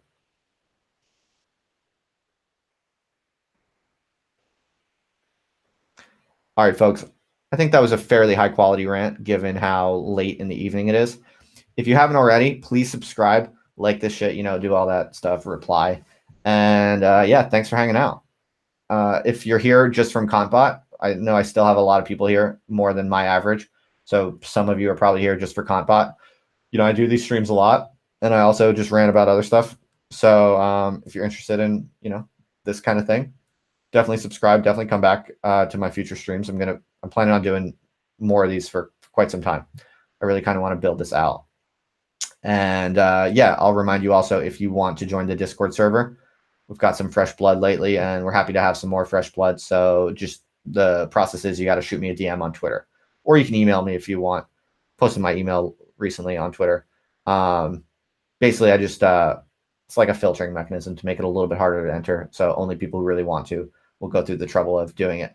So let me know if you want to get in the Discord server. I'm happy to bring you in. So unless we got any urgent issues people want to talk about or want me to talk about, I think we're gonna wrap it up because it's 1:30 and this is where my brain is gonna start getting stupid. So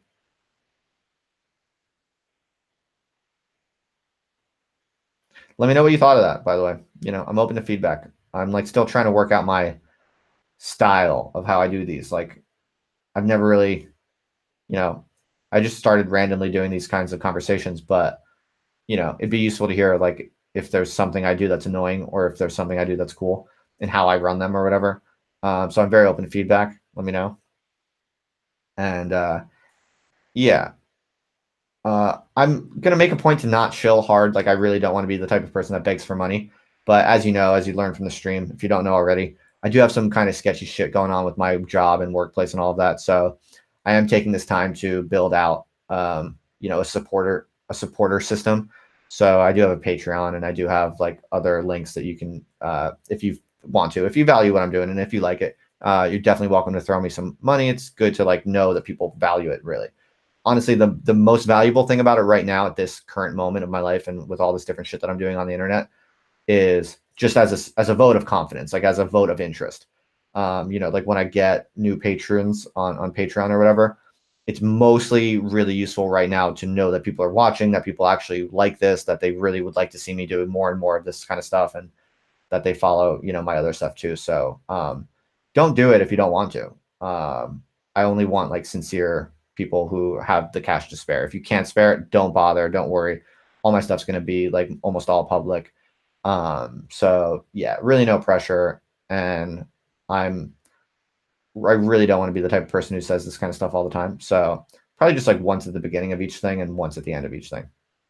So yeah, just a reminder. I just feel behooved to let you know that it's there if you want to. And yeah, it's especially useful as a signal of encouragement that there's, enough people out there that actually like this stuff I'm doing and would like to see me do more. Because look, I mean, honestly, I'm at this crazy crossroads right now in my life where, my future in academia is very uncertain.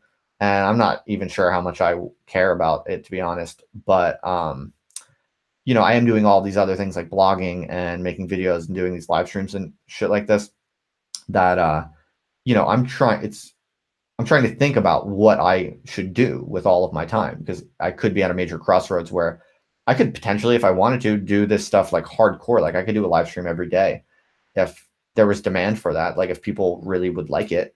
But if that's too much, if there's not enough people that want that, I'm not going to like go too hard on it. So this is kind of the predicament that I'm in.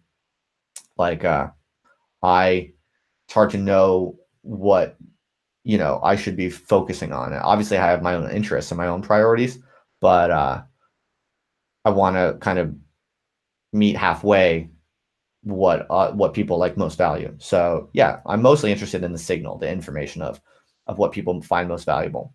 So yeah, shoot me messages if you want to. I actually recently I put up a poll on my Patreon for like asking people what kind of shit they would like as rewards or whatever. Like I'm happy. I would seriously consider like working really hard to produce like regular content that people really like if people value it enough. So I put up this like long list of options, basically all the different things that different creator people make for their patrons, and I basically invite my patrons to like check whatever box reflects something that they would like to receive monthly as a reward. And there's a bunch of shit on there, like, like advanced sections of my book that I'm writing, or a possible book of my writings itself, or private live streams, or, we could do like one-on-one chat live streams. Like if people wanted to have one-on-one conversations with me or something like that. I don't know. I don't know what people want. I basically just made this poll that basically has like a dozen different things that people do, just to be totally open-minded about it. And yeah, like a look behind the scenes at like all the shit that I do, like when I'm doing it or whatever. Apparently some people do that and people like watching that sort of thing. So I'm basically wide open to, since I'm at this weird crossroads with my life, I'm wide open to hearing from people about like what kinds of shit they think is really cool that they would like me to do, if there is anything. Maybe there isn't, and that's fine too. But I would like to learn that also if people don't, if people are not especially interested in what I'm putting out. So yeah, that's my little. That's not even a pitch. That's just me telling you kind of at some length about how I'm thinking about it and how I'm kind of building that out. And so yeah, if you want to like chime in on that and help me make those decisions about what to make, um, I would, take your input very seriously. So like you could answer that poll if you wanted to.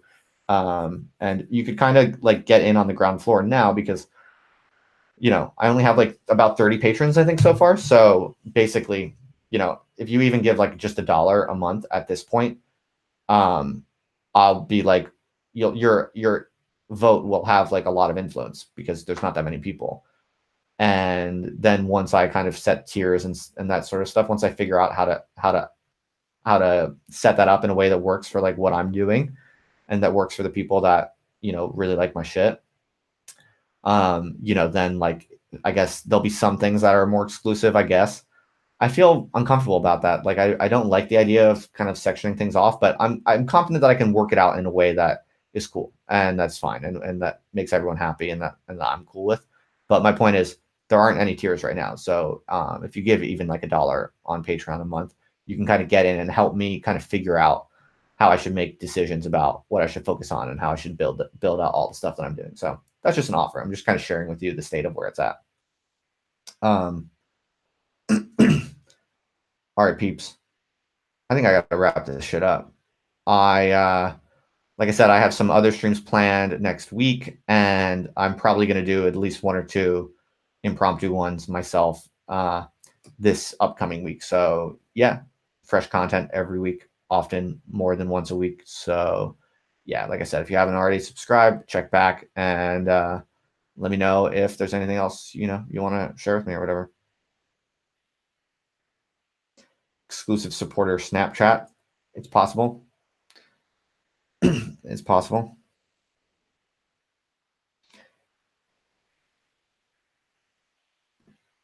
J Dog, you've been telling me what?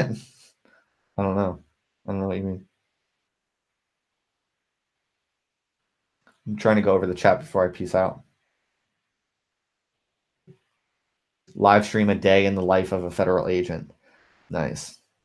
Become a cam boy. I tried it once in grad school. Doesn't pay very well.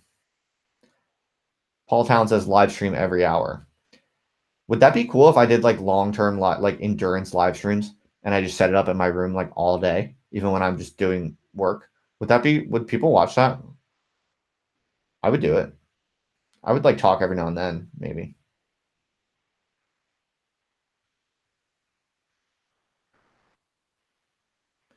Nargle says they'll donate $14.88 if I say squareheads suck. What does that mean?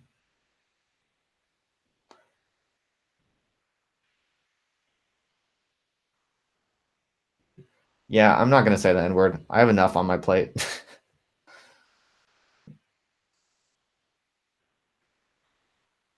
So Paul Town. So what are you saying? You Michael Permulis, you say that Paul Town wants on. This could be the breakthrough you have been waiting for, Justin. What's the breakthrough? What do you want to do? I don't see the pitch.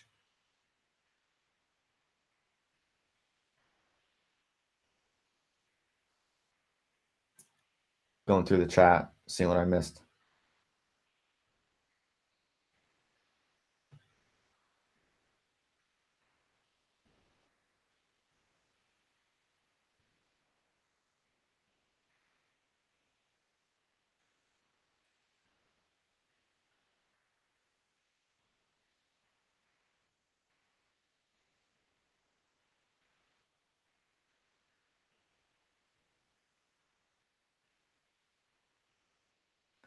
The Camboy videos are not available. They're lost somewhere on the internet. Paul Town, what are we gonna do? How are you gonna help my rap career? I'm serious, man. I'm trying to do a SoundCloud rapper project. It's gonna be called Little Barclay, or maybe Lil JB. That's the name my wife suggested. Haven't decided exactly.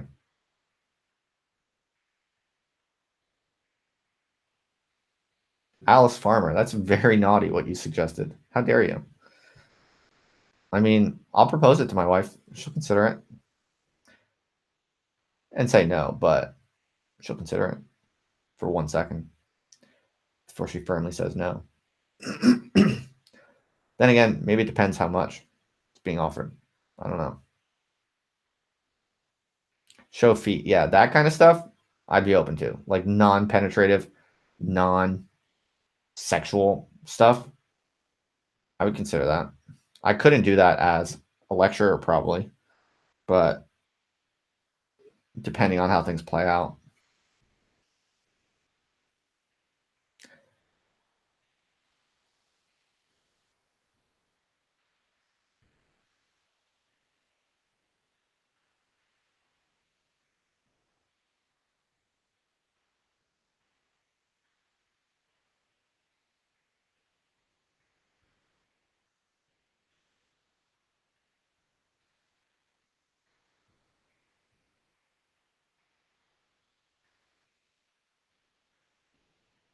Thanks, Gio. Thanks for the kind words.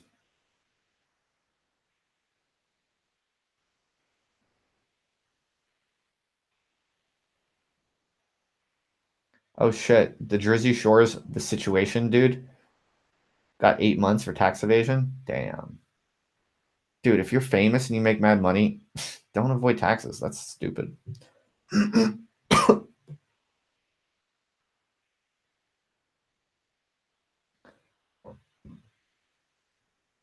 The real Paul Town is in jail.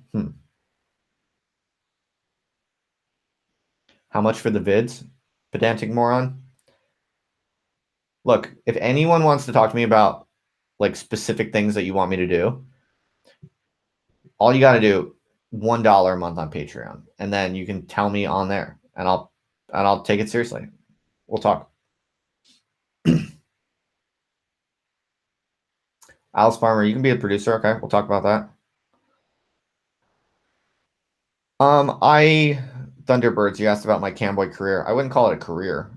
I just tried it in grad school. I gave it a go. I had this idea that maybe, just maybe, there were guys out there, like gay guys or whatever, or straight women or whatever, but everyone knows the viewers are mostly men, who would like the specific experience of watching a athletic, fit young man read books, because I was in grad school, so I had a lot of reading books to do. So I was like, maybe this could be a genius idea. Like, I'll get on the Camboy account, I'll set up the camera, and I'll just read books in my underwear or whatever, or naked or whatever. And I have to read the books anyway for hours. So I'll just be sitting there and I'll make mad money on the side. That was my idea. And I tried that. I really gave it a good shot. And turns out there's not that much demand in the sexual marketplace for athletic, even handsome young men such as myself reading books. Apparently that's not a fetish. Or if it is, I wasn't on the right site or whatever. But I tried that in grad school.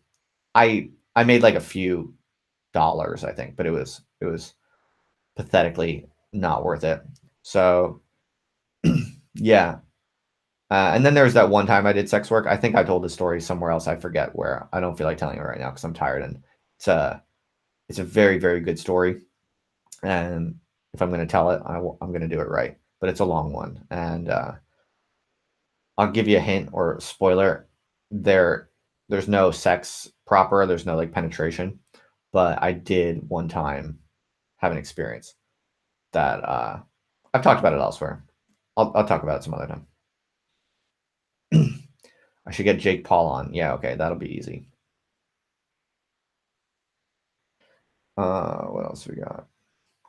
Licking microphone ASMR. I would consider it if people want that.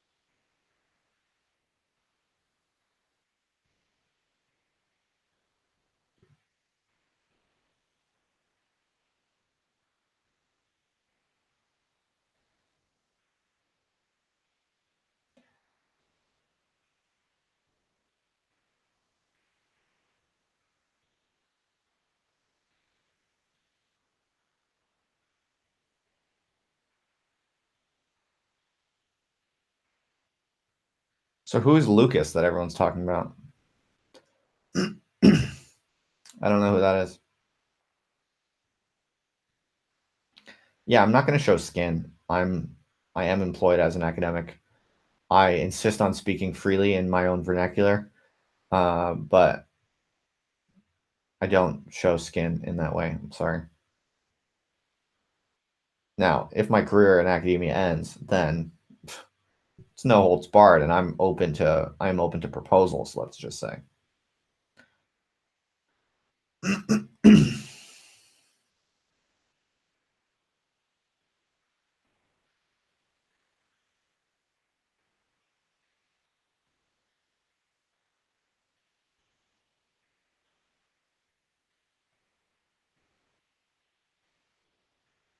Davez says I should do more live streams out and about. I can do that. I did those. I did those that one. It was fun. I might do another.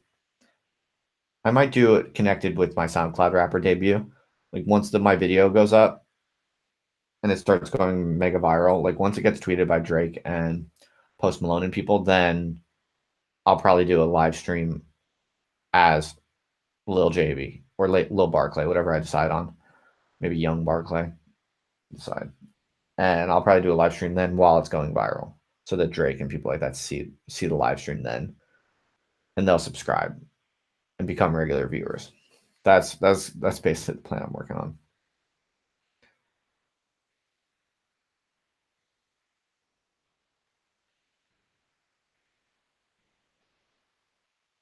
Lucas was a respected theologist who got driven off of Twitter by haters. Interesting.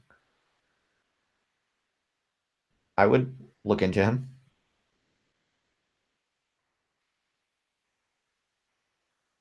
Wow, you all really liked Lucas. Yeah, can someone give me the email or shoot me some info on in the Twitter DMs or whatever about Lucas and maybe some links to his stuff and yeah, some contact info maybe. I have no idea who he is or whatever, but I'll look into it. And it sounds like a theologist who got kicked off Twitter sounds interesting for sure.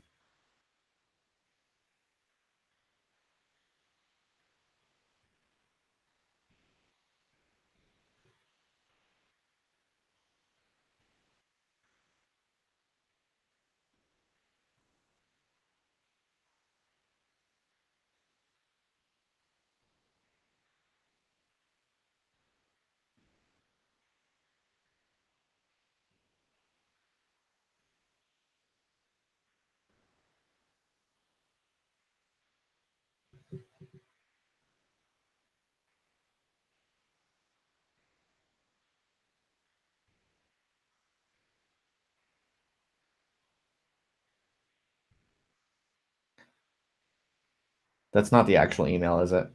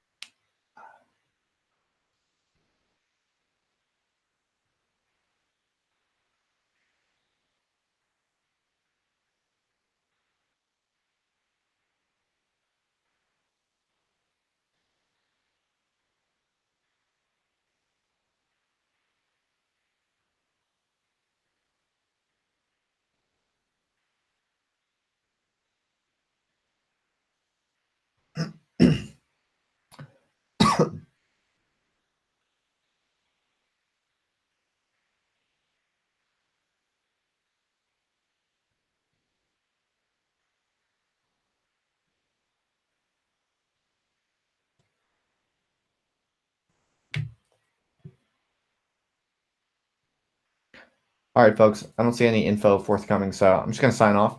But get at me on Twitter if you want to. Thanks for hanging out, everyone. I appreciate it. It's been a lot of you hanging out tonight.